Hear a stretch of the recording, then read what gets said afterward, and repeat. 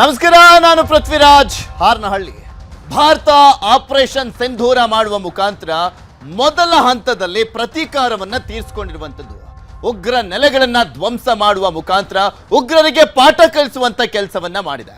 ಹಾಗಾದ್ರೆ ಆಪರೇಷನ್ ಸಿಂಧೂರ ಯಾವ ರೀತಿಯಾಗಿತ್ತು, ಎಲ್ಲೆಲ್ಲಿ ಏರ್ ಸ್ಟ್ರೈಕ್ ಅನ್ನ ಮಾಡಲಾಯಿತು, ಅದು ಪಿಒಕೆನಲ್ಲಿ ಎಷ್ಟು ಸ್ಥಳಗಳು, ಪಾಕಿಸ್ತಾನದಲ್ಲಿ ಎಷ್ಟು ಸ್ಥಳಗಳು, ಅದೆಲ್ಲದ್ರ ಬಗ್ಗೆನೂ ಕೂಡ ಕಂಪ್ಲೀಟ್ ಆದಂತ ಡೀಟೇಲ್ಸ್ ಗಳನ್ನ ನಿಮ್ಮ ಮುಂದೆ ಇಡ್ತಾ ಹೋಗ್ತೀನಿ. ನೋಡ್ತಾ ಹೋಗೋಣ.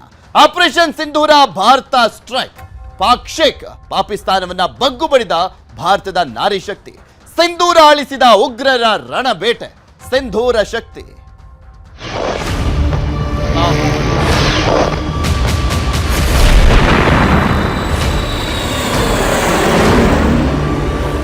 ಪಹಲ್ಗಾಮ್ ನರಮೇಧದಲ್ಲಿ ಮಡಿದಂತವರಿಗೆ ನ್ಯಾಯವನ್ನ ಕೊಡಿಸ್ತೀನಿ ಅಂತ ಮೊದಲ ಬಾರಿಗೆ ಬಿಹಾರದ ನೆಲದಲ್ಲಿ ನಿಂತ್ಕೊಂಡು ನರೇಂದ್ರ ಮೋದಿ ಅವರು ಹೇಳಿದ್ರು. ಪ್ರತೀಕಾರ ಯಾವ ರೀತಿಯಾಗಿರುತ್ತೆ ನೋಡ್ತಾರೆ, ಹುಡುಕಿ ಕೊಲ್ತೀವಿ, ಯಾವುದೇ ಕಾರಣಕ್ಕೂ ಕೂಡ ಬಿಡೋದಿಲ್ಲ, ಉಗ್ರರಿಗೆ ನೆಲೆಯಾಗಿರುವಂತ ಮಣ್ಣನ್ನು ಕೂಡ ಮಣ್ಣು ಮಾಡ್ತೀವಿ ಅಂತ ಹೇಳಿದ್ರು. ಆದ್ರೆ ಅದರ ಮೊದಲ ಭಾಗವಾಗಿ ಇದ್ದಂತೆ ಕಾಣಿಸ್ತಾ ಇದೆ. ಬಿಕಾಸ್ ಹೇಳಿದ ರೀತಿಯಲ್ಲಿ ಸದ್ಯಕ್ಕೆ ಆ ದೊಡ್ಡ ಮಟ್ಟದಲ್ಲಿ ಅಟ್ಯಾಕ್ ಕಾಣಿಸ್ತಾ ಇಲ್ಲ. ಬಟ್ ಪ್ರಾರಂಭಿಕ ಹಂತದಲ್ಲಿ ನೋಡೋದಾದ್ರೆ ಒಂದು ದೊಡ್ಡ ಉತ್ತರವನ್ನಂತೂ ಕೊಟ್ಟಿದೆ ಭಾರತ. ಸಿಂಧೂರ ಅಳಿಸಿದಂತವರಿಗೆ ಆಪರೇಷನ್ ಸಿಂಧೂರದ ಮುಖಾಂತರ ಉತ್ತರವನ್ನ ಕೊಡಲಾಗಿದೆ. ಇದು ಮೊದಲ ಹೆಜ್ಜೆನ, ಇನ್ನೂ ಕೂಡ ಮುಂದುವರಿಯುತ್ತಾ ಇದು. ಇನ್ನೂ ಕೂಡ ಭಾರತ ಒಂದು ದೊಡ್ಡ ಮಟ್ಟದ ಉತ್ತರವನ್ನ ಕೊಡುವಂತ ಕೆಲಸವನ್ನ ಮಾಡುತ್ತಾ, ಪಿಒಕೆ ಆಕ್ಯುಪೈ ಆಗುತ್ತಾ, ಈ ಪ್ರಶ್ನೆಗಳು ಈಗ ಕಾಡ್ತಾ ಇದಾವೆ. 25 ನಿಮಿಷ, 21 ಜಾಗ, 9 ಶಿಬಿರ, 70 ಉಗ್ರರ ಸಂಹಾರ. ಪಹಲ್ಗಾಮ್ ದಾಳಿಗೆ ಪ್ರತೀಕಾರವನ್ನ ತೀರಿಸಿಕೊಂಡಿದೆ ಭಾರತ. ಬಚ್ಚಿಟ್ಟಂತ ಉಗ್ರರನ್ನ ಬಿಚ್ಚಿಟ್ಟಿದಿರುವಂಥದ್ದು ಭಾರತೀಯ ಸೇನೆ. ಆಪರೇಷನ್ ಸಿಂಧೂರದ ಪಿನ್ ಟು ಪಿನ್ ಡೀಟೇಲ್ಸ್ ನಿಮ್ಮ ಮುಂದೆ ಇಡ್ತಾ ಹೋಗ್ತೀವಿ. ಆಪರೇಷನ್ ಸಿಂಧೂರ ಯಾಕೆ ಬೆಳಗ್ಗೆಯಿಂದಲೂ ಕೂಡ ಎಕ್ಸ್ಪ್ಲೈನ್ ಮಾಡ್ತಾ ಇದ್ದೀವಿ. ಸಿಂಧೂರ ಅನ್ನುವಂತ ಒಂದು ಹೆಸರನ್ನೇ ಯಾಕೆ ಇಡಲಾಗಿದೆ ಅನ್ನುವಂಥದ್ದನ್ನ. ನರಮೇಧದಲ್ಲಿ 26 ಜನ ಸಾವನ್ನಪ್ಪಿದ್ರಲ್ಲ, ಬರೀ ಆ 26 ಜನರ ಸಾವಿದೆಯಲ್ಲ, ಅದು ನೋವಿದೆಯಲ್ಲ, ಅವರ ಕುಟುಂಬದವರ ನೋವು. 26 ಜನ ಕುಟುಂಬದಲ್ಲಿ ಮಾಂಗಲ್ಯವನ್ನ ತೆಗೆದಿಡುವಂತೆ ಮಾಡಿದ್ರು, ಕುಂಕುಮವನ್ನ ಅಳಿಸುವಂತೆ ಮಾಡಿದ್ರು. ಸೊ ಹೀಗಾಗಿ ಆ ಕುಂಕುಮವನ್ನ ಅಳಿಸಿದಂತವರ ಕೃತ್ಯಕ್ಕೆ ಪಾಠವನ್ನ ಕಲಿಸಬೇಕಾಗಿತ್ತು. ಆ ಪಾಠವನ್ನ ಕಲಿಸ್ತಾ ಇದೆ ಭಾರತ. ಸಿಂಧೂರ ಅಳಿಸಿದ ಪಾಕಿಸ್ತಾನದ ಉಗ್ರರ ರಣ ಬೇಟೆಯಾಗಿದೆ. ಕಗ್ಗತ್ತಲಿನಲ್ಲಿ ಪಾಕಿಗೆ ನುಗ್ಗಿ ಹೊಡೆದಿರುವಂಥದ್ದು ಭಾರತೀಯ ಸೇನೆ. ಇನ್ನು ಬೆಳಗ್ಗೆ ಎದ್ದು ಕಣ್ಬಿಡುವಂತ ಅಷ್ಟರಲ್ಲೇ ಭಾರತೀಯ ಸೇನೆ ಅಟ್ಯಾಕ್ ಮಾಡಿಬಿಟ್ಟಿತ್ತು. ಇಡೀ ಬೆಳಗ್ಗೆನೆ ಪ್ರತೀಕಾರ ಯಾವಾಗ ಅಂತ ರಕ್ತ ಕುದಿತಾ ಇತ್ತಲ್ಲ ಭಾರತೀಯರದ್ದು. ಅದನ್ನು ನೋಡಿ ಸ್ವಲ್ಪ ಮಟ್ಟಿಗೆ ತುಸು ಸಮಾಧಾನ ಆಗಿದ್ದಂತೂ ಸುಳ್ಳಲ್ಲ. ಬಿಕಾಸ್ ಮೋದಿ ಯಾವಾಗ ನಿರ್ಧಾರವನ್ನ ಮಾಡ್ತಾರೆ, ಯಾವಾಗ ಅಟ್ಯಾಕ್ ಅನ್ನ ಮಾಡಲಾಗುತ್ತೆ, ಯಾಕೆಂದ್ರೆ ಇಡೀ ಮಿಲಿಟರಿಗೆ ಪರಮಾಧಿಕಾರ ಕೊಡ್ಲಾಯ್ತಲ್ಲ, ಆರ್ಮಿಗಾಗಿರ್ಬೋದು, ನೇವಿಗಾಗಿರ್ಬೋದು, ಏರ್ ಫೋರ್ಸ್ನವರಿಗೆ ಪರಮಾಧಿಕಾರವನ್ನ ಕೊಟ್ಟಂತಹ ಸಂದರ್ಭದಲ್ಲಿ ಒಂದು ದೊಡ್ಡದಾದಂತಹ ಒಂದು ಆಪರೇಷನ್ಗೆ ಭಾರತ ಮುಂದಾಗಿದೆ ಅಂತಾನೆ ಊಹಿಸಲಾಗ್ತಾ ಇತ್ತು. ಯಾವಾಗ ಮಾಕ್ ಡ್ರಿಲ್ಗೂ ಕೂಡ ಮುಂದಾಯ್ತು, ಇವತ್ತಿಂದ ಮಾಕ್ ಡ್ರಿಲ್ಗೆ. ಸೊ ಭಾರತ ಯುದ್ಧಕ್ಕೆ ಸನ್ನದ್ಧವಾಗಿದೆ ಅನ್ನುವಂಥ ಒಂದು ಮೆಸೇಜ್ ಅನ್ನ ಕೊಡ್ಲಾಯ್ತಾ ಅನ್ನುವಂಥ ಪ್ರಶ್ನೆಗಳಿತ್ತು. ಇದರ ನಡುವೆ ಭಾರತೀಯ ಸೇನೆ ಅಟ್ಯಾಕ್ ಅನ್ನ ಮಾಡಿದ್ದು. ಅದು 9 ಕಡೆ ದಾಳಿಯನ್ನ ಮಾಡಿರುವಂಥದ್ದು. ಆ 9 ಕಡೆನೂ ಕೂಡ ಅಷ್ಟೇ ಉಗ್ರರ ಬೀಡುಗಳು, ಉಗ್ರರ ತಾಣಗಳು, ಉಗ್ರರ ಬೇಸಾಗಿದ್ದಂಥದ್ದು. ಲಷ್ಕರ್ ಎ ತೊಯ್ಬಾ, ಜೈಷ್ ಎ ಮೊಹಮ್ಮದ್ ಸಂಘಟನೆ, ಉಗ್ರ ಸಂಘಟನೆಗಳಿದಾವಲ್ಲ, ಅವರ ಅಡಗು ತಾಣಗಳು, ಉಗ್ರರಿಗೆ ಟ್ರೈನಿಂಗ್ ಅನ್ನ ಕೊಡ್ಲಾಗ್ತಾ ಇದ್ದಂತಹ ಒಂದು ತಾಣಗಳು, ಅವುಗಳ ಮೇಲೆ ದಾಳಿಯನ್ನ ಮಾಡಲಾಗಿದ್ದು. ಪಾಕಿಸ್ತಾನದ 4 ಸ್ಥಳಗಳು, ಆಮೇಲೆ ಪಾಕ್ ಆಕ್ಯುಪೈಡ್ ಜಮ್ಮು ಕಾಶ್ಮೀರದ 5 ಸ್ಥಳಗಳು, ಟೋಟಲಿ 9 ಪ್ಲೇಸ್, 9 ಜಾಗ ದಾಳಿಯನ್ನ ಮಾಡಿದ್ದು. 70ಕ್ಕೂ ಹೆಚ್ಚು ಜನ ಉಗ್ರರು ಸಾವನ್ನಪ್ಪಿದ್ದಾರೆ ಅಂತ ಹೇಳಲಾಗ್ತಾ ಇದೆ. ಅದ್ರ ಬಗ್ಗೆ ಇನ್ನಷ್ಟೇ ಅಂಕಿಅಂಶಗಳು ಬರಬೇಕಾಗಿದೆ. ಪಾಕಿಸ್ತಾನ ಒಪ್ಕೊಂಡಿದೆ ದಾಳಿ ಆಗಿದೆ ಭಾರತದಿಂದ ಅಂತ. ಎಲ್ಲೆಲ್ಲಿ ದಾಳಿ ಆಗಿದೆ ಅನ್ನುವಂಥದ್ರ ಬಗ್ಗೆ ಕೂಡ ಹೇಳ್ತಾ ಇದ್ರು ಅವರು. ಭಾರತೀಯ ಸೇನೆ ಇಡೀ ಆಪರೇಷನ್ ಅನ್ನ ವಿವರಿಸಿದ್ಯಾರು? ಮಹಿಳಾ ಸೇನಾಧಿಕಾರಿಗಳು. ಅವ್ರು ಬರ್ತಿದ್ದಂಗೆ ಹೇಳಿದೆ ನಾನು ಮಾರ್ನಿಂಗ್, ಅವರು ಪ್ರೆಸ್ ಮೀಟ್ ಅನ್ನ ಮಾಡುವಂತ ಸಂದರ್ಭದಲ್ಲೇ ನೋಡಿ, ಇಬ್ರು ಕೂತ್ಕೊಂಡಿದ್ದಾರೆ, ಮಹಿಳೆಯರು ಕೂತ್ಕೊಂಡಿದ್ದಾರೆ, ಒಬ್ರು ಕರ್ನಲ್ ಮತ್ತೊಬ್ರು ವಿಂಗ್ ಕಮಾಂಡರ್. ಅವರು ಕೂರ್ಸ್ಕೊಂಡಿರುವಂಥದ್ದು ಯಾವ ಕಾರಣಕ್ಕೆ ಅಂದ್ರೆ ನಾರಿಯರ ಮುಖಾಂತರನೇ ಉತ್ತರವನ್ನ ಕೊಡ್ತಾ ಇದ್ದೀವಿ ಅನ್ನುವಂಥದ್ದನ್ನ ಇಡೀ ಜಗತ್ತಿಗೆ ಸಂದೇಶವನ್ನ ಸಾರಬೇಕಾಗಿತ್ತು ಭಾರತ. ಯಾಕೆಂದ್ರೆ ಇಲ್ಲಿ ಕಣ್ಣೀರನ್ನ ಹಾಕ್ತಾ ಇದ್ರು. ಅವತ್ತು ನರಮೇಧ ಆದಂಥ ಸಂದರ್ಭದಲ್ಲಿ ಅವರ ಕುಟುಂಬಗಳು ಕಣ್ಣೀರನ್ನ ಹಾಕ್ತಾ ಇದ್ವು. ಇಡೀ ದೇಶ ಅದಕ್ಕೆ ಕಣ್ಣೀರನ್ನ ಹಾಕಿತ್ತು. ಪಾಪ ಅವರದ್ದಲ್ಲದ ತಪ್ಪಿಗೆ ಕೊರಗುವಂತಾಯ್ತಲ್ಲ ಅಂತ. ಕರ್ನಲ್ ಸೋಫಿಯಾ ಮತ್ತು ಒಂದ್ ಕಡೆ ವಿಂಗ್ ಕಮಾಂಡರ್ ಯೂಮಿಕಾ ಸಿಂಗ್ ಕಂಪ್ಲೀಟ್ ಆದಂತ ಆಪರೇಷನ್ ಬಗ್ಗೆ ಮಾಹಿತಿಯನ್ನ ಕೊಡ್ತಾ ಹೋದ್ರು. ಎಲ್ಲೆಲ್ಲಿ ಏನೇನಾಯ್ತು ಅಂತ ಅದ್ರ ಬಗ್ಗೆ ನೋಡ್ತಾ ಹೋಗೋಣ. ಯಾವ್ಯಾವ ರೀತಿಯಾಗಿ ಅಟ್ಯಾಕ್ ಅನ್ನ ಮಾಡಲಾಯ್ತು, ಯಾವ ಸ್ಥಳದಲ್ಲಿ ಅಟ್ಯಾಕ್ ಅನ್ನ ಮಾಡಲಾಯ್ತು ಅನ್ನುವಂಥದ್ದನ್ನ ಒಂದೊಂದಾಗಿ ನೋಡ್ತಾ ಹೋಗೋಣ. ಈಗ ಅಟ್ಯಾಕ್ ನಂಬರ್ ಒನ್ ಅಂದ್ರೆ ಎಲ್ಲವೂ ಕೂಡ ಅಟ್ ಎ ಟೈಮೇ ಆಗಿರುವಂಥದ್ದು, ಆದ್ರೆ ಯಾವ್ಯಾವ ಪ್ಲೇಸ್ ಅಂತ ತೋರಿಸ್ತಾ ಹೋಗ್ತೀವಿ. ಅಟ್ಯಾಕ್ ನಂಬರ್ 1 ಲಷ್ಕರ್ ಎ ತೈಬಾ ತರಬೇತಿ ಕೇಂದ್ರ, POK, ಪಾಕಿಸ್ತಾನ್ ಆಕ್ಯುಪೈಡ್ ಕಾಶ್ಮೀರಲ್ಲಿರುವಂತ ಉಗ್ರರ ತಾಣ, ಅಲ್ಲಿ ಅಟ್ಯಾಕ್ ಅನ್ನ ಮಾಡಲಾಗಿದ್ದು. ಟೋಟಲಿ POK ನಲ್ಲಿ 5 ಕಡೆ ಅಟ್ಯಾಕ್ ಮಾಡಲಾಯಿತು. LOC ಇಂದ 30 ಕಿಲೋಮೀಟರ್ ದೂರದಲ್ಲಿದ್ದು ಅದು ಉಗ್ರರ ತಾಣಗಳು. ಇನ್ನು ಸವಾಯಿ ನಾಲಾ ಕ್ಯಾಂಪ್ ಮುಜಾಫರಾಬಾದ್, ಲಷ್ಕರ್ ಎ ತೊಯ್ಬಾ ತರಬೇತಿ ಕೇಂದ್ರ ಇತ್ತು ಅಲ್ಲಿ. ಈ ಲಷ್ಕರ್ ಎ ತೊಯ್ಬಾ ಇದೆಯಲ್ಲ, ಆ ಒಂದು ಉಗ್ರ ಸಂಘಟನೆಯವರೇ ಪಹಲ್ಗಾಮ್ ನರಮೇಧದಲ್ಲಿ ಭಾಗಿಯಾಗಿದ್ದಂಥವರು. ಅವರ ಪ್ರಾಕ್ಸಿ ಸಂಘಟನೆ TRF, ದಿ ರೆಸಿಸ್ಟೆಂಟ್ ಫ್ರಂಟ್ ಇದೆಯಲ್ಲ, ಇವರ ಪ್ರಾಕ್ಸಿ ಸಂಘಟನೆ ಅದು ಭಾರತದಲ್ಲಿ ಬ್ಯಾನ್ ಆದಮೇಲೆ TRF ಅಂತ ಇಟ್ಕೊಂಡು ಇಲ್ಲಿ ಉಗ್ರ ಸಂಘಟನೆ ಉಗ್ರ ಚಟುವಟಿಕೆಗಳನ್ನು ಮಾಡ್ತಾ ಇದ್ದಂಥವ್ರು. ಸವಾಯಿ ನಾಲಾ ಕ್ಯಾಂಪ್ ಅಲ್ಲಿ ದಾಳಿಯನ್ನು ಮಾಡಲಾಗಿದೆ. ಲಷ್ಕರ್ ಎ ತೈಬಾ ತರಬೇತಿಯ ಕೇಂದ್ರ ಅಲ್ಲಿ ಇದ್ದಿದ್ದಂಥದ್ದು, ಅದನ್ನ ಗುರಿಯಾಗಿಸಿ ಭಾರತ ದಾಳಿಯನ್ನ ಮಾಡಿದ್ದು. POK ಅಲ್ಲಿ ಇರುವಂತ ಉಗ್ರ ತಾಣ ಅದು. Attack number 2 Syedna ಬಿಲ್ವಾಲ್ camp Muzaffarabad, ಇದು POK ಯ ರಾಜಧಾನಿ ಮುಜಾಫರಾಬಾದ್, ಅಲ್ಲಿ ದಾಳಿಯನ್ನು ಮಾಡಲಾಗಿದ್ದು. ಜೈಷ್ ಎ ಮೊಹಮ್ಮದ್ ಉಗ್ರ ತಾಣ JM, POK ಯಲ್ಲಿರುವಂತ ಉಗ್ರರ ತಾಣಗಳು ನೋಡಿ ಯಾವ ರೀತಿಯಾಗಿ ಪೋಷಿಸ್ತಾ ಇದೆ ಉಗ್ರ ಸಂಘಟನೆಗಳನ್ನ, ಉಗ್ರರನ್ನ ಪಾಕಿಸ್ತಾನ ಅನ್ನೋದಕ್ಕೆ ಇದೊಂದು ಬೆಸ್ಟ್ ಎಕ್ಸಾಂಪಲ್. ಈ ದಾಳಿಯನ್ನು ಮಾಡಲಾಯ್ತಲ್ಲ, ಇದಕ್ಕಿಂತ ಬೆಸ್ಟ್ ಎಕ್ಸಾಂಪಲ್ ಬೇಕಾ? ಉಗ್ರ ತಾಣಗಳ ಟಾರ್ಗೆಟ್ ಮಾಡಿ ಭಾರತ ಹೊಡಿತಲ್ಲ ಅಂದ್ರೆ ಮಾತನಾಡುವಂತ ಸಂದರ್ಭದಲ್ಲಿ ಹೇಳ್ತಾ ಇದ್ರು ವಿಂಗ್ ಕಮಾಂಡರ್ ಮತ್ತೆ ಕರ್ನಲ್ ಮತ್ತೆ ರಕ್ಷಣಾ ಕಾರ್ಯದರ್ಶಿ ಆಗಿರುವಂತ ವಿಕ್ರಮ್ ಮಿಸ್ತ್ರಿ ಅವರು, ನಾವು ಸುಮ್ಮನೆ ಅಟ್ಯಾಕ್ ಮಾಡಿದ್ದಲ್ಲ, ಕ್ರೆಡಿಬಲ್ ಇನ್ಫಾರ್ಮೇಶನ್ ಅನ್ನ ಇಟ್ಕೊಂಡು ನಾವು ದಾಳಿಯನ್ನ ಮಾಡಿದ್ದು, ಪಕ್ಕ ಟಾರ್ಗೆಟ್ ಮಾಡಿ ದಾಳಿಯನ್ನ ಮಾಡಿದ್ದು. ನಾವು ಎಲ್ಲೂ ಕೂಡ ಸಿವಿಲಿಯನ್ಸ್ನ ಟಾರ್ಗೆಟ್ ಮಾಡಲಿಲ್ಲ, ಆರ್ಮಿ ಅವ್ರನ್ನ ಟಾರ್ಗೆಟ್ ಮಾಡಲಿಲ್ಲ. ನಾವು ಓನ್ಲಿ ಟಾರ್ಗೆಟ್ ಮಾಡಿದ್ದು ಇಲ್ಲಿ ಉಗ್ರ ಕ್ಯಾಂಪ್ಗಳನ್ನ ಮತ್ತೆ ಉಗ್ರರನ್ನ ಅಷ್ಟೇ ಅಂತ ಸಂದೇಶ ಯಾಕೆ ಕೊಟ್ಟರು ಅಂದ್ರೆ, ಅವರು ನಮ್ಮನ್ನೆಲ್ಲಾದ್ರೂ ನೆಕ್ಸ್ಟ್ ನಾಗರಿಕರನ್ನ ಆರ್ಮಿ ಅವ್ರನ್ನ ಟಚ್ ಮಾಡಿದ್ರೆ ಯಾವುದೇ ಕಾರಣಕ್ಕೂ ಬಿಡೋದಿಲ್ಲ, ರೆಡಿ ಆಗಿದ್ದೀವಿ ನಾವು ಆಲ್ರೆಡಿ ಅನ್ನುವಂಥ ಒಂದು ಸ್ಪಷ್ಟ ಸಂದೇಶವನ್ನು ರವಾನಿಸಲಾಗಿದ್ದು. ಭಾರತದಿಂದ ಅಂತರ 210 ಕಿಲೋಮೀಟರ್ ಇದ್ದಿದ್ದು ಅದು, ಅಲ್ಲಿ ದಾಳಿಯನ್ನು ಮಾಡಲಾಗಿದ್ದು. ಅಟ್ಯಾಕ್ ನಂಬರ್ 3 ಗುಲ್ಪುರ್ ಕ್ಯಾಂಪ್ ಕೋಟ್ಲಿಯಲ್ಲಿ ಲಷ್ಕರ್ ಎ ತೈಬಾ ತರಬೇತಿಯ ತರಬೇತಿ ಕೇಂದ್ರ ಅಂದ್ರೆ ಇದ್ಯಾವುದೋ ಕೌಶಲ್ಯಾಭಿವೃದ್ಧಿಯ ತರಬೇತಿ ಕೇಂದ್ರಗಳಲ್ಲ, ಇದು ಯಾವುದೋ ಉದ್ಯೋಗ ಕೊಡುವಂತ ಕೇಂದ್ರಗಳಲ್ಲ. ಅಲ್ಲಿ ರಕ್ತಕ್ಕೆ ರಕ್ತ ಅನ್ನುವ ರೀತಿಯಲ್ಲಿ ಮತ್ತೊಬ್ಬ ಅಮಾಯಕ ಜನರನ್ನ ಸಾಯಿಸುವಂತ ನಿಟ್ಟಿನಲ್ಲಿ ಇದ್ದಂತ ಒಂದು ಉಗ್ರ ಕ್ಯಾಂಪ್ ಗುಲ್ಪುರ್ ಕ್ಯಾಂಪ್ ಅದು ಕೋಟ್ಲಿಯಲ್ಲಿ ಇದ್ದಿದ್ದಂಥದ್ದು. ಭಾರತ ಅಲ್ಲಿದ್ದಂಥ ಉಗ್ರ ಕ್ಯಾಂಪ್ ಅನ್ನ ದಾಳಿ ಮಾಡ್ತು. ಲಷ್ಕರ್ ಎ ತೊಯ್ಬಾ ಸಂಘಟನೆಗೆ ಸೇರಿದಂಥ ಕೇಂದ್ರ ಅದು. ಎಲ್ಲವೂ ಕೂಡ ಪಾಕ್ ಸೇನೆಯ ಒಂದು ಹದ್ದಿನ ಕಣ್ಣಲ್ಲೇ ನಡೀತಾ ಇದ್ದಂಥ ಒಂದು ಉಗ್ರ ತರಬೇತಿ ಕೇಂದ್ರಗಳು. LOC ಇಂದ just 30 kilometre line of control ಅಂತ ಹೇಳ್ತೀವಲ್ಲ ನಾವು, ಆ LOC ಇಂದ ಜಸ್ಟ್ 30 ಕಿಲೋಮೀಟರ್ ದೂರದಲ್ಲಿ ಇದ್ದಿದ್ದು ಆ ಕ್ಯಾಂಪು. ಅದನ್ನು ಕೂಡ ಗುರಿಯಾಗಿಸಿ ದಾಳಿಯನ್ನ ಮಾಡಲಾಯಿತು ಬೆಳಗಿನ ಜಾವ 2 ಗಂಟೆಗೆ. ಅಟ್ಯಾಕ್ ನಂಬರ್ 4 ನೋಡೋಣ. ಅಟ್ಯಾಕ್ ನಂಬರ್ 4 ಇಲ್ಲಿ ಕರ್ನಾಲ ಕ್ಯಾಂಪ್ ಬಿಂಬರ್ನಲ್ಲಿ ಉಗ್ರರ ತರಬೇತಿ ಕೇಂದ್ರ, ಅದು ಕೂಡ ಇಲ್ಲೆಲ್ಲವೂ ಕೂಡ ದಾಳಿ ಮಾಡಿರುವಂಥದ್ದೆಲ್ಲವೂ ಕೂಡ ಉಗ್ರರ ತರಬೇತಿ ಕೇಂದ್ರಗಳೇ. POK ಯಲ್ಲಿರುವಂಥ ಉಗ್ರರ ತಾಣ ಇದು. ಪಾಕ್ ಆಕ್ಯುಪೈಡ್ ಜಮ್ಮು ಕಾಶ್ಮೀರ್ನಲ್ಲಿರುವಂಥ ಉಗ್ರ ತಾಣ. LOC ಇಂದ ಜಸ್ಟ್ 9 ಕಿಲೋಮೀಟರ್, ಜಸ್ಟ್ 9 ಕಿಲೋಮೀಟರ್ ದೂರದಲ್ಲಿರುವಂಥ ಒಂದು ಕ್ಯಾಂಪ್ ಮೇಲೆ ದಾಳಿಯನ್ನು ಮಾಡಲಾಗಿರೋದು. ನೋಡಿ ಎಷ್ಟು ನಿಯರ್ ಇದ್ದಿದ್ದು ಅಂತ. ಈ ಉಗ್ರ ಕ್ಯಾಂಪ್ಗಳು ಗಡಿಯ ಪಕ್ಕದಲ್ಲೇ ಇದ್ದಾವೆ. ಹೇಳ್ಕೊಳ್ಳುವಂಥದ್ದು, ಬಡಾಯಿ ಕೊಚ್ಕೊಳ್ಳುವಂಥದ್ದು ಪಾಕಿಸ್ತಾನ, ನಮಗೆ ಗೊತ್ತೇ ಇಲ್ಲ, ನಾವು ಉಗ್ರರನ್ನ ಪೋಷಿಸ್ತಾನೆ ಇಲ್ಲ, ಅದು ಇದು ಅಂತ ಹೇಳ್ಕೊಂತಾರೆ. ಆದರೆ ಇದ್ದಿದ್ದಂಥ ಕ್ಯಾಂಪ್ಗಳು ನೋಡಿ ಎಲ್ಲ ಅಕ್ಕಪಕ್ಕದಲ್ಲೇ ಇರುವಂಥದ್ದು. 10 ಕಿಲೋಮೀಟ್ರು, 20 ಕಿಲೋಮೀಟ್ರು, 30 ಕಿಲೋಮೀಟ್ರು, ಒಂದು ದೂರ 200 ಕಿಲೋಮೀಟರ್ ಇದ್ದಿತ್ತು. LOC ಇಂದ 9 ಕಿಲೋಮೀಟರ್ ದೂರದಲ್ಲಿ ಇದ್ದಿದ್ದಷ್ಟೇ ಇದು. ಕರ್ನಾಲ ಕ್ಯಾಂಪ್ ಬಿಂಬರ್ನಲ್ಲಿ ಇದ್ದಿದ್ದಂತಹ ಒಂದು ಕ್ಯಾಂಪ್ ಇದು. ಅದನ್ನ ಟಾರ್ಗೆಟ್ ಮಾಡಲಾಯಿತು, ಟಾರ್ಗೆಟ್ ಮಾಡಿ ಉಡಿಸ್ ಮಾಡಲಾಯಿತು ಈ ಉಗ್ರ ತರಬೇತಿ ಕೇಂದ್ರವನ್ನ.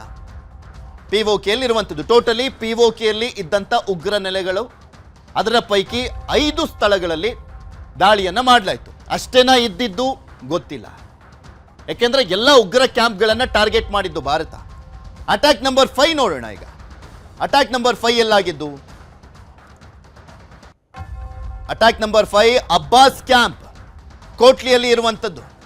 ಅಬ್ಬಾಸ್ ಕ್ಯಾಂಪ್ ಮೇಲೂ ಕೂಡ ದಾಳಿಯನ್ನು ಮಾಡಲಾಯಿತು. ಲಷ್ಕರ್ ಎ ತೊಯ್ಬಾ ತರಬೇತಿ ಕೇಂದ್ರ ಅದು, ಎಲ್ಇಟಿಗೆ ಸಂಬಂಧಪಟ್ಟಂತಹ ಒಂದು ಉಗ್ರ ಕ್ಯಾಂಪ್ ಅದು, ಪಿಒಕೆಯಲ್ಲಿರುವಂತಹ ಉಗ್ರರ ತಾಣ. ನಾವು ಫಸ್ಟ್ 5 ತೋರಿಸ್ತಾ ಇದೀವಲ್ಲ, ಇವೆಲ್ಲವೂ ಕೂಡ ಪಿಒಕೆಯಲ್ಲಿರುವಂತಹ ಉಗ್ರ ತಾಣಗಳು. ಪಿಒಕೆನ ಇವರು ಉಗ್ರ ನೆಲೆ ಮಾಡ್ಕೊಂಡ್ಬಿಟ್ಟಿದ್ದಾರೆ. ನಾವು ಕಾಶ್ಮೀರ ಅಂದರೆ ಒಂಥರ ಸ್ವರ್ಗದ ರೀತಿಯಲ್ಲಿ ಮಾಡ್ತಾ ಇದ್ವಿ. 370 ತೆಗೆದ ಬಳಿಕ ಎಂತಹ ಒಂದು ಇನ್ವೆಸ್ಟ್ಮೆಂಟು, ಎಂತಹ ಒಂದು ಅಭಿವೃದ್ಧಿ ಕಾಣ್ತಾ ಇತ್ತು ನೋಡಿ. ಪಿಒಕೆ ಹೆಂಗಿದೆ, ಪಿಒಕೆನ ಭಿಕ್ಷೆ ಬೇಡಿಸುವಂಥ ಲೆವೆಲ್ಗೆ ತೆಗೆದುಕೊಂಡು ಹೋಗ್ಬಿಟ್ಟಿದೆ ಪಾಕಿಸ್ತಾನ.